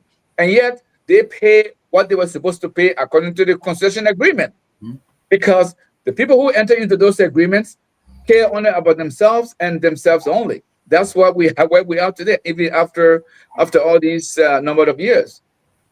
Wow. Mr. Tarwoe, this is right within your alley. I grew up in Minor River. When NIOC left, In no way camp. I live in Jenjen town. I live, you know, where the five people say Jenjen, a flower, chaos. I live in Jenjen town. And when NIOC left, we had a mudslide. The deputy did it the place so bad that when a mudslide killed everybody in Norway town, Norway camp. When you go to Bommy Hill, they don't call it Bommy Hills anymore. They call it Bommy Hole because LMC dug everywhere and just left it. And if you go to Nimba, same thing when Lamco left. You go to Boakai, same thing when Boakai left. So it has been proven that the extractive industry does not help the people. But a friend of mine is a Joe Mayu, is a believer in the unitary state. Everything happens in Monrovia, and then that's it. So here you are saying the system imposed upon us doesn't work. It has never worked for 177 years. Actually, saying 1822, it would never work. That's 203 years. You say it would never work. I think now that we are gravitating towards you, that we have to say to you, sir, I think you are going somewhere. The system needs to be demolished, totally demolished, because this has not worked for 200 years. It is not going to work for the next 200 years. Okay, so look at what happened here.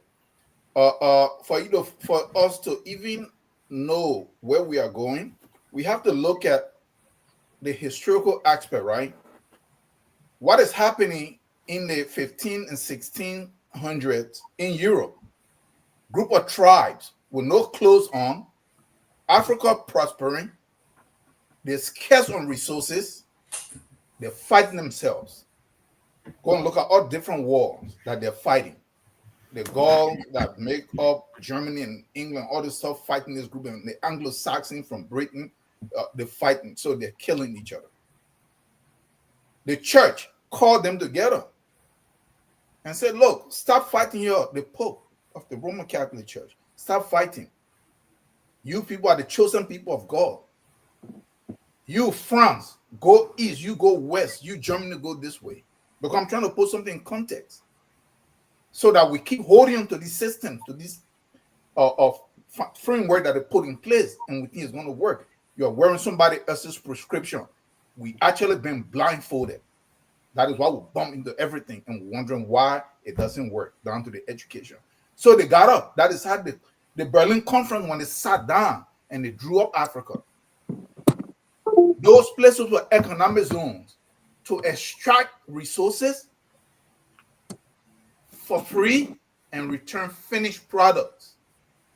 Since 1884, 1885, it is the same contract and the same condition that still exists. You extract and you return. And this is, they have decided that Africa should never ever be allowed to develop. This is not Haiti, and they will do everything. So that is how the nation states were founded. Those are economic zones. That is why you hear France own this other one, own that one. So they remove the wealth, bring it, finish it up, bring it back to you, and sell it at a rate so high. That is why you are cash trapped in terms of cash. When the system that the U.S. had in place, when the British failed and the U.S. came to power, and they ran their deficit pretending to have gold, and they didn't have gold because when people show up for their gold, they found out they were printing more dollars than they had gold, and they could not produce because before, when you had $20, it was 20 ounces of gold. When you put it on the counter at the bank, they're supposed to give you that. Well, when Nixon removed, when they did that Brentwood conference, the IMF and the World Bank were created because I'm coming to something here. Because each time you hear the IMF and the World Bank, people, they are coming to, no. It was meant to maintain that very system. Do you know that almost all the African countries, just about all before you join in a program in the World Bank and the IMF, the only thing that you can sign, not developmental agreement, the IMF and the World Bank require and impose that you must sign on the concession agreement. Liberia is part of that. This is why nothing was signed can do with development. So let us establish that. So this is where we are. Whenever an African country wants to take charge of their own resources to add value and to produce stuff, you run into a problem with the West. Because the lie that they have told us is that Africa is poor and they are rich. How is that possible? Everything that the rest of the world needs to survive is in Africa. So they're the poor ones. So they know that if you actually take control of your own resources, me and you not going to be here. It's white people, Chinese people will be coming to be working in your homes, to be washing your clothes and cutting your grass. The rest of the world have nothing. But you see, it is about the mind. This is why they say everywhere, Africa poor, they say they are there to help you. Here are people in their own country. Budy, you live in England. Me, I live here in the US, Dr. Mr. Dukley, you live in Canada. These people are so wealthy, but look at how homeless they are. Look at how bad their country in terms of, they don't even care their individualistic society. Okay? So here we are. All those contracts that we sign is under concession. They don't allow you, and if you refuse to sign it, the World Bank that have already created a fictitious debt system will call in a loan and collapse your economy. This is where we are. So what can stop that is you must take over it by force. Let's look at Niger. Niger, the French were there, mining the uranium. They were buying it from Niger at 40 cents a kilo. They were bringing it to the rest of the world and selling it almost $300 a kilo. When Niger generated $1 billion from that, Niger took over within 2 years. You know what they did when they took over? Niger went from $1 billion to $300 billion. In Burkina Faso, when they kicked the French out and they took over their gold, they went from barely under $1 billion to almost $3 billion in 2 years. So the evidence is there that when you control your own resources. So what happened? All of a sudden, Burkina Faso is a threat. You hear at the U.S. Congress that he must be removed. Can everybody mute while he speaks, please? I mean, I'm getting some feedback. So this is where we are. These are the things I'm talking about. So no, we are not going anywhere. We must can you mute? We must take control of our resources. The world system is shifting. New zones are forming in the West, as you know it. It's over. This is a multipolar world now with power blocks. The rest of the world are shaping and forming power dynamics. Where is Africa in this? Remember, whether the Chinese or the Russians or anybody else, they have all the West. They have all decided among themselves that Africa have what they all need for them to survive. So even when you see Ibrahim Traoré flying to Russia, asking them, begging them for technology, they're going to only give them just a little bit. They're not going to give it to them because they don't want. They all have decided. This is where we are. We depend on ourselves. We must remove these shackles. The system is not going to work. But to conclude on this, the stuff that they said Asla Mittal built over there, I don't know what the noise is around it. The concentrator stuff is this. When they mine the iron ore, there is no value added to nothing. It is still iron ore extraction. They put it into that stuff and they crush it up. Or you have flotation where you put some chemicals in it, and based on that, the iron is magnetized and they float on top and the impurities fall. Or you use pure gravity where magnetic gravitation where it pulls the magnetic particles and then the dirt and every other thing fall. So two things want to happen. Remember, they pay you per ton, right? Per metric ton, right? So now, remember when you go buy fish at the market and they weigh with all the gut in there, and then you get paid more in the eyes. And whoa, I'm not eating the gut. I'm not eating this. They say, well, now when I told them clean the gut, they said, no, we can't clean it. Then you will pay less. They will not even be paying less. Because now what they're going to be doing is to be taking the pure ore without the trash, without the extra rock, without the extra dirt. What will happen? Your land will be even polluted, even more, while they're taking out pure iron. So I don't know what is the big deal that Boakai is going in to dedicate something. It's the same extractive stuff. There is nothing big about it. So all these so-called caucus, they all just want to come there so that they can be able to put money in their pocket. They're all useless. They can't do anything for the Nimba people, for the Liberian people. So this is where we are. So that stuff is no achievement for them to say. It's just the same people making sure they get the real fine stuff, and they'll tell you, oh no, this time we are taking only 10 metric ton, not 40 like it used to be. So now look, man, this is 20 cents. If we really understood it, that is what's going to be happening. Thank you. Dr. Budy, real quick, it says here, the primary purpose of the 1884 Berlin Conference, and it reads, the primary purpose of the Berlin Conference in 1884 was to establish rules for the colonization of Africa, particularly the partitioning of territory and the establishment of trade practices aiming to prevent conflict among European power. That's it. It set guidelines for European power to claim African land and resources, including the effective occupation of Africa, the principle, okay, of Africa, right? The partitioning and occupation of Africa. Principle, which require direct rule and administration of their territory.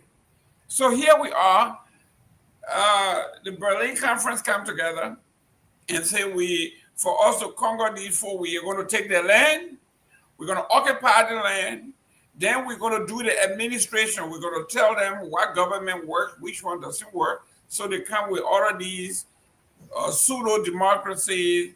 You got to do this, you got to do that, boundaries, pseudo-boundaries. Tarwoe, great-grandparents are from, they're from Upper Bassa. My parents are from Upper Bassa. They drew the line right there. Then they put me in Riverside, and they put my cousin in Grand Gita, and all of a sudden now, we are separate people. We got separate demographics. We got nothing in common. So when you hear Dr. Omar, you hear Tarwoe them saying this system has broken, it has never worked, it was never meant to work for us. We should look at other systems. Your take, you are in Great Britain, you understand the system more than we all do. No, I think when Mr. Tarwoe puts it that way, it's fine to put it very simplistically, right? It is not that simple, because democracy can work, and there are evidence across the continent where it has worked. At the end of the day, yes, neocolonialism exists, which means that the West, for the most part, controls Africa, controls our resources, access to our resources, and whomever tries to stand up against that interest is normally taken care of, if we put it that way. And yes, I can't disagree with Mr. Tarwoe on that, but to say that the system is the problem is where we normally disagree, because I believe it is the individuals in our system that are causing the issues. Look, the Constitution said simple majority to elect the speaker. To remove the speaker, you need 2/3 majority. That's what the system says. Kong is not the system. Kong is an individual. Boakai is an individual. They decided not to follow the system. The system is laid down in plain black and white. If you want to remove a speaker that you elected, you have to have 2/3 majority vote. They say, no, we'll not do it at that. We'll do it our own way. Those are individuals, right?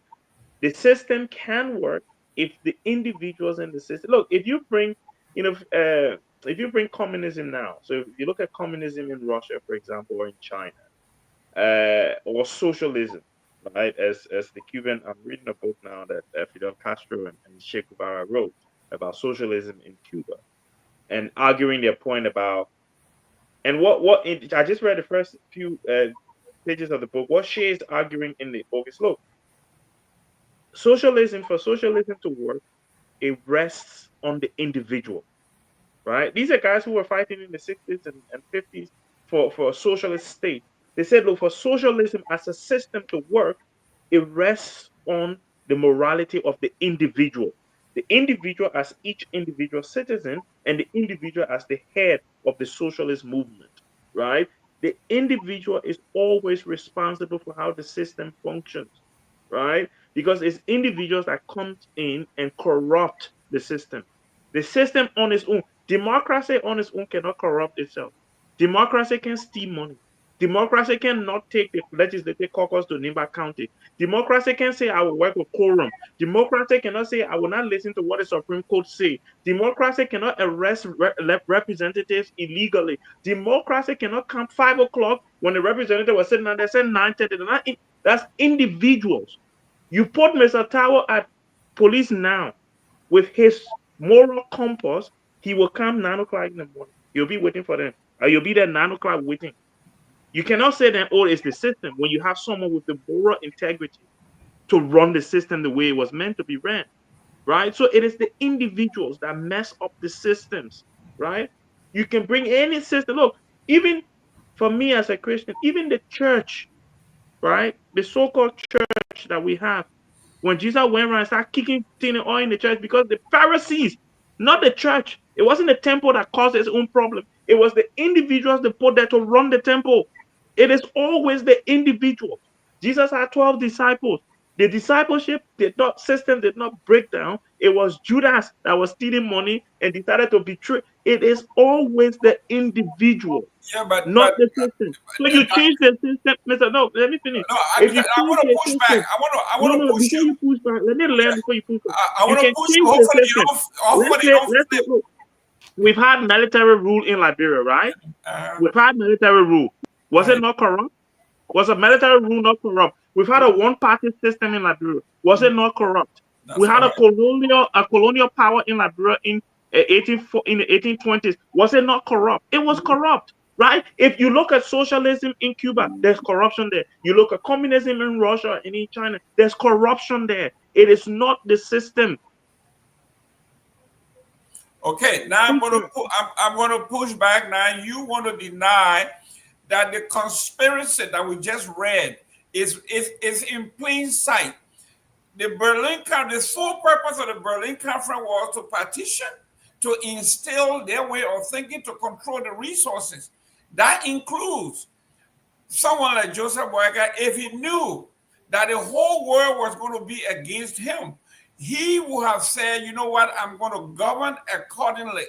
But knowing that he had the backing of somebody, mostly from the West, you talk about the military rule, where somebody stop it.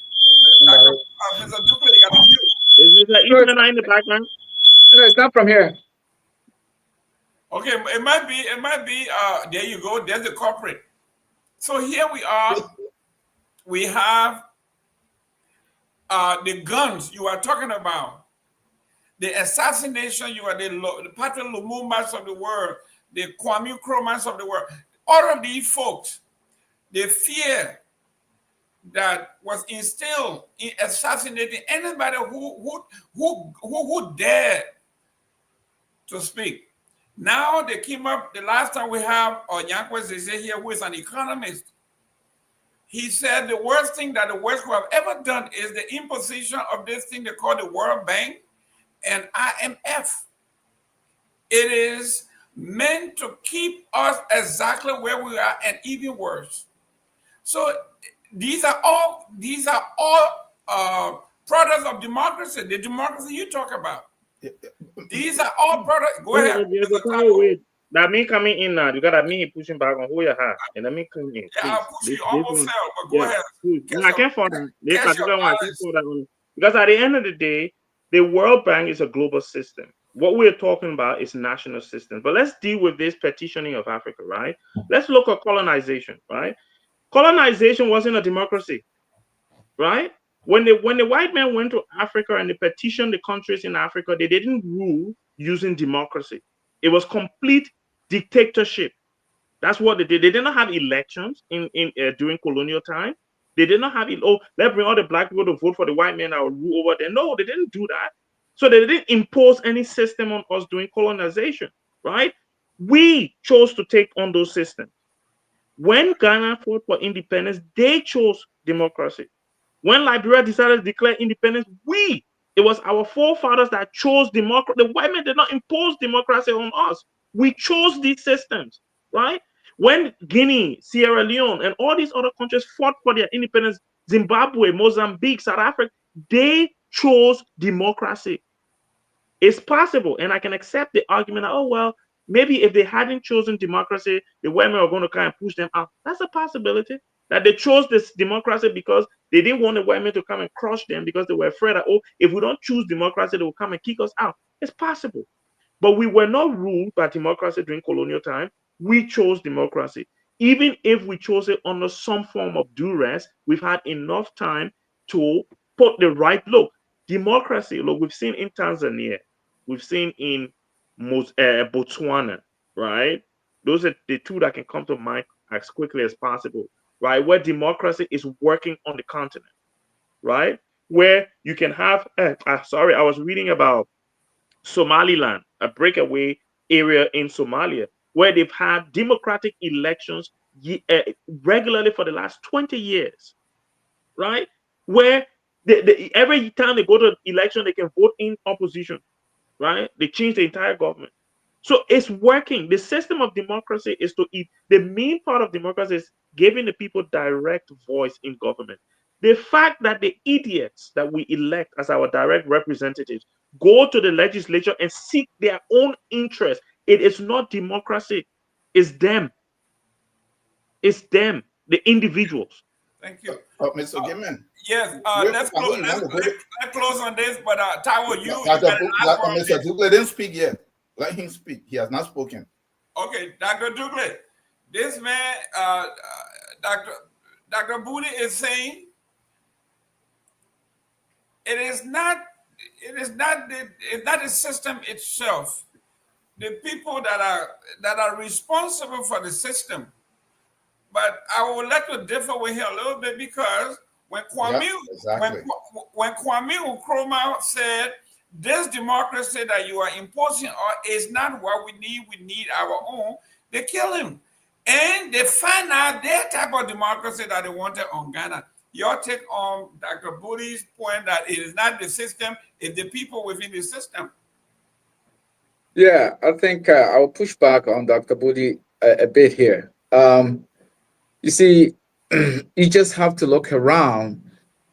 If we had chosen democracy and they left us alone with that democracy, then yes, I would have accepted that argument. But we chose democracy, and yet they didn't leave us alone. And I will cite some examples here.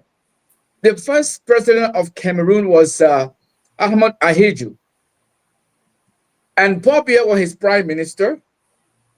And in 1982, the French said to the Cameroonian that Ahmed Ahidjo is sick and he's going to die very soon. And so they wanted to get him out of the office and put Paul Biya in his place. Ahmed Ahidjo died 20 years after that because this whole plan was they wanted Paul Biya to be the next president. The French wanted. That's one. We saw what happened in Guinea when Sekou Touré said he wanted Guinea to be totally independent, politically, economically, and in every aspect of politics. They want to be independent. What happened? What did the French do? Until the day Sekou Touré died, the French was always trying to undermine him. They didn't leave him alone. If we chose democracy and they left us alone, then yes. But you see, in the end, it boils down to bad leadership. And I think the bad leadership that we have had is what the colonial masters actually want. Because the bad leadership will be the leaders who are going to be serving the interests of those same people. Why do you think Paul Kagame is not popular with any of them? And in my opinion, I think this word democracy is subjective. It's not, I mean, it's not, you can define democracy in any way that it suits you. It doesn't have to be the white man, or what the white man called democracy, or how the white man defined democracy. We've seen democracy around the world. The Canada that I live in is a democracy. And it does have a lot of element of socialism in it. And yet we call them democracy. Is it because they are white people? The same thing in the Great Britain that you live in. They call themselves democracy, but a lot of that democracy have socialism elements in it. And yet it's acceptable. But when we do it, when we try to do it our way, they say, no, it's not like that. You have to do X, Y, and Z. So, I mean, what was decided in 1884, whatever it was, in that Berlin conference, or the Congo conference, as they would call it, is what we are living today in real time, where we are not allowed to make our own decisions decision that benefits our people, but decision that benefit the colonial masters. So yes, you cannot void any decision that our leaders made without tracing it back to the colonial masters. When Kwame Nkrumah became president, the person who masterminded his overthrow was a schoolmate and a classmate of Kwame Nkrumah, because he told the American, why don't you send us an African-American ambassador? They looked around, they found somebody who was an African-American, who was his classmate, that he would trust, he would blindly trust. And they sent this gentleman there, and this gentleman became an asset of the CIA, through whom the whole thing was set up. Why couldn't they leave Kwame Nkrumah alone? Because the agenda and the things that he was advocating were something that would have brought greater relief to African collectively and individually. And these were all things that they didn't want to see happen, because the whole objectives of the Berlin Conference was to see us remaining in the shackles of colonization. Why is it that, take for example, how many million people did Hitler kill? And they are calling him all sort of a name. King Leopold of Belgium, how many Congolese did he kill? Did anybody hear anything about it? So, sometimes we shouldn't allow ourselves to let the Western ideology of democracy overshadow our own understanding of what is democracy. So, look, have you placed a call from Monrovia? You are in Monrovia, you want to call somebody in Freetown? That call bounces out to AT&T in Florida, and it goes to Freetown. Why is that? But I can tell you, you can place a call from Casablanca to anywhere, and it goes from Casablanca to that destination that it's going to. Why is that?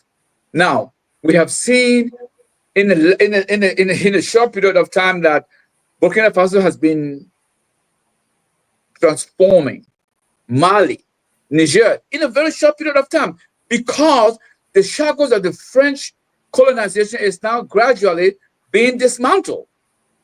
And we see how uneasy the French people are, because prior to these men coming, the leaders that were always there were doing the bidding for them. And suddenly somebody out of nowhere said, enough is enough. Now we need to chart the course based on what we want, not what the colonials want. And for us in Liberia, because we are told that we were not colonized, but we are worse off than people who were colonized, because at least you can blame it on colonization.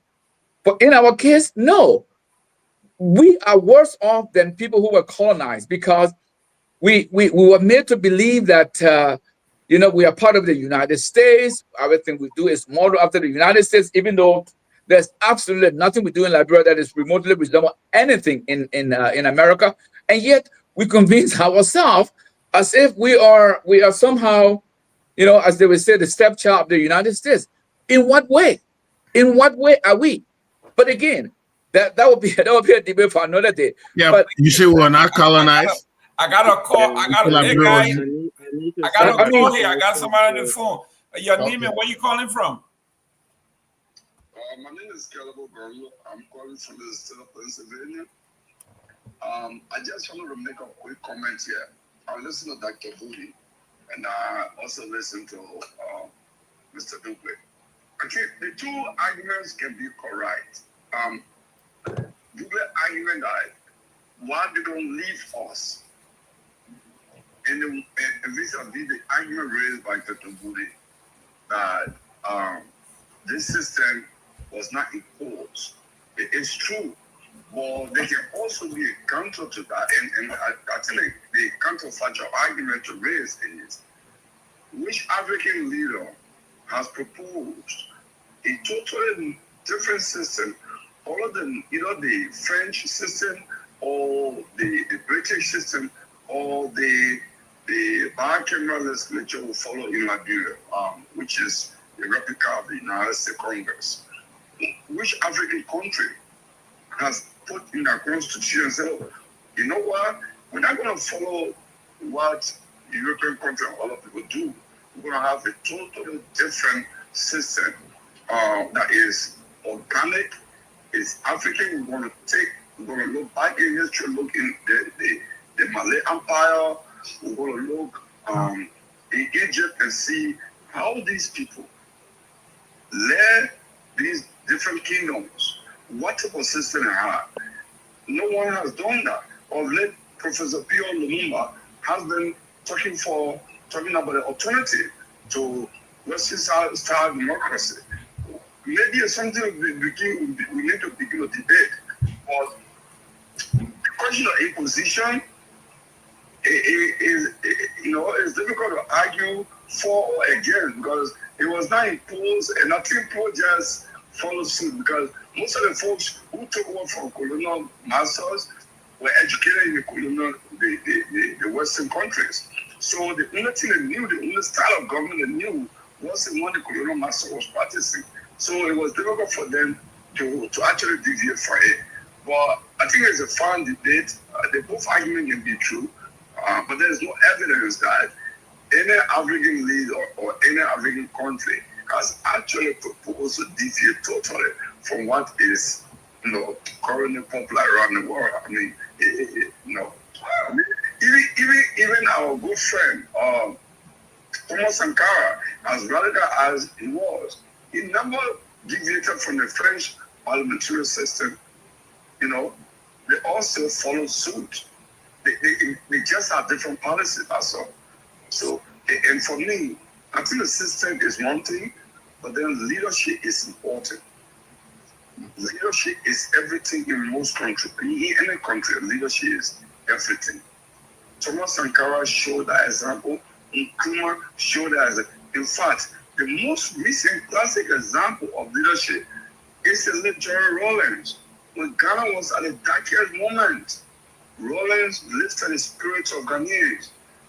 The uptake in development and progressive ideas in Ghana today was perceived by Nkrumah or put into action by the little Rawlings. Okay? I mean, that's my thoughts on the debate. Okay, Mr. Gayman. Thank you. Can I just Mr. close? Gayman, can I say something? Yeah, Tarwoe, go ahead. Look at what happened here. Can I close, please, so I can go, because it's It's getting late in your time. Go ahead, please. Yeah. I do apologize, Mr. Tarwoe. Let me just close. Look, at the end of the day, I think what we're doing is mixing the argument, right? I think the systems of governance and colonial or neo-colonialism are two separate things. The fact that leaders within our system, look, the 800 and something million that we have, colonial masters did not tell us that we should pay our representatives $8,000 a month. Colonial masters did not tell our president to fire tenure position officers. Colonial masters did not tell Joseph Boakai that, you should only work with Koro.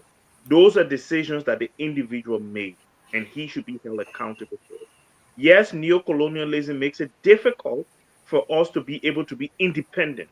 Every time we want to release ourselves from the shackles, they put pressure on us because they need us to remain suppliers of raw materials for this lifestyle. The lifestyle that we live here is the lifestyle they want to preserve. So to do that, you have to keep someone down, right? To continue to supply those raw materials. That's a truth, right? But at the same time, the systems of governance in our country countries are workable, but we as individuals choose not to work within them, and we need to take responsibility for that. Great debate. I'll listen to the rest of the show, but I need to start prepping for sleeping now. Yeah, so have a good night, everyone. Yeah, before you leave, listen to it. But Have the a good night, the Doc. man gotta go to sleep. No, Go ahead. look at what happened here. How can people sit here and say this was not imposed? I don't get it. Why you call Do imposition? it within your closing. The Yes, people, go ahead. they're the people that brought this to you came with gun in their hand. Anytime somebody have gun in their hand, you comply. And if you don't have one, that is how the system came to us. And then this is how they set it up as the administrative stuff.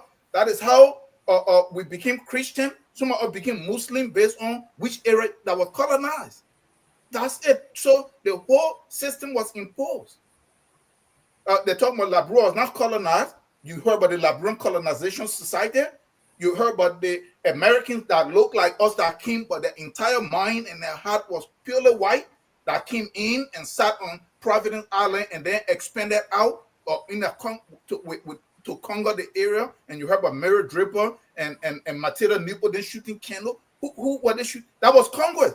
And when the crew and Draper war is going on in the southeast, and the colonists called on the U.S. Navy, and the U.S. Navy came with 2 gunboats and conquered that area. And then they came with, where was your constitution written? At Harvard, Summer Greenleaf, according to themselves. Everything Dr. Budy was here saying that whether it's communism, that is a problem. We think that the form of government got to be communism, socialism. No. Why? But the African way of doing it, we don't have to go look at from ancient Mali or anything. Look at your villages and towns. Look at how they govern. Everybody draw from the very foundation, the very root of their society. That is where they pour these concepts and morals and value system with respect to commerce, law, and politics and leadership, and then elevate that to the national level. It is still there. How come we all grew up in Liberia that the people that came from the interior, they were the most behaved, they were the more honorable, they were fair, they were respectful, they were more hardworking. That value system, we're letting it die, and we're holding on to something that this whole thing was prescribed. I wanted to tell Dr. Budy, if he's listening, read Dr. Kwame Nkrumah's book, Neocolonialism, the Last Frontier of Western Imperialism. When he wrote that book and the West saw it, Bush, who have the airport here, who was the vice president of Reagan, was the one that led that coup. He was a CIA agent that led the coup in Ghana. Once he wrote that book, and that book was put out, had to go, because this was the blue, everything that happened at the conference in Ethiopia. He said that we should not leave from here with one army. We should not leave from one economy with one governing system. How did that break up? The very Liberia, we keep talking about how Liberia was this one. No, Liberia was the one that made Africa to fail in that. The Americans influencing Topman them and Tarwoe them, what did they do? They broke away and they formed the Monrovia group, and they had the Casablanca group because they felt that if they formed that kind of stuff, then they were going to lose power. Instead of seeing themselves governors and stuff we can have a central power, they refused. And what happened? That was never. He said, we leave here and we don't establish these things, we regret, will forever become enslaved. They say democracy is working somewhere. It's not working nowhere. It is not working nowhere in Africa. These are short bursts and stuff. Is nothing that is continuous. 1 minute, if the thing is so volatile, it can just shift from one extreme to the other. That is how corrupt it is. If you are in there, they don't want you in there to fund this other person. The ideals and the concepts around this governing system, the people are individualistic. Africa, we are communal. Let us look within our culture. It's time for us to give this up. Thank you. But let me close. Yeah. People will debate it and they will try to defend all the Western ideologies, because how can you send your children to Rome and they don't come back as Caesars? That's the problem that we're having. Thank you. Duke, your closing. Well, I want to say thank you, Mr. Tarwoe. Thank you, Mr. Eastman. It's been a very lively debate. You know, look, we're not going to get to the end of this tonight, Mr. Gayman, but you just have to look around the continent the progressive leaders who wants to do something for our country, what they have done, and what they are doing. And I just cited the example of Cameroon just to highlight how no matter what we choose, they won't leave us alone. Because if they were leaving us alone, then we wouldn't be having this discussion. But yet, we have leaders. We have leadership problem in Africa. Leaders who are patriotic, leaders who, and I always say to everybody, I said, if you want to look at Africa in terms of development, don't look any further than North Africa and South Africa. South Africa as a country.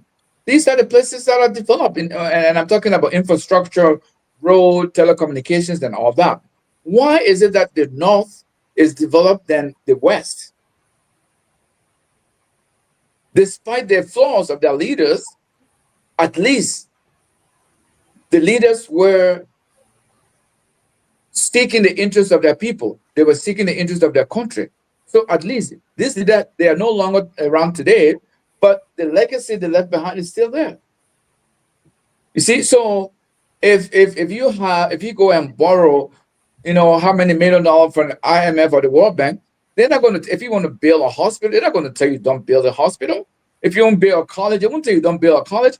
But our leaders that actually go to borrow this money, do they actually think about those things? No, they're thinking about their own pocket. So we have a leadership vacuum until such time that we have leaders who are patriotic, who mean well for our countries. We're not going to go anywhere, and I will leave it there. Thank you for the evening.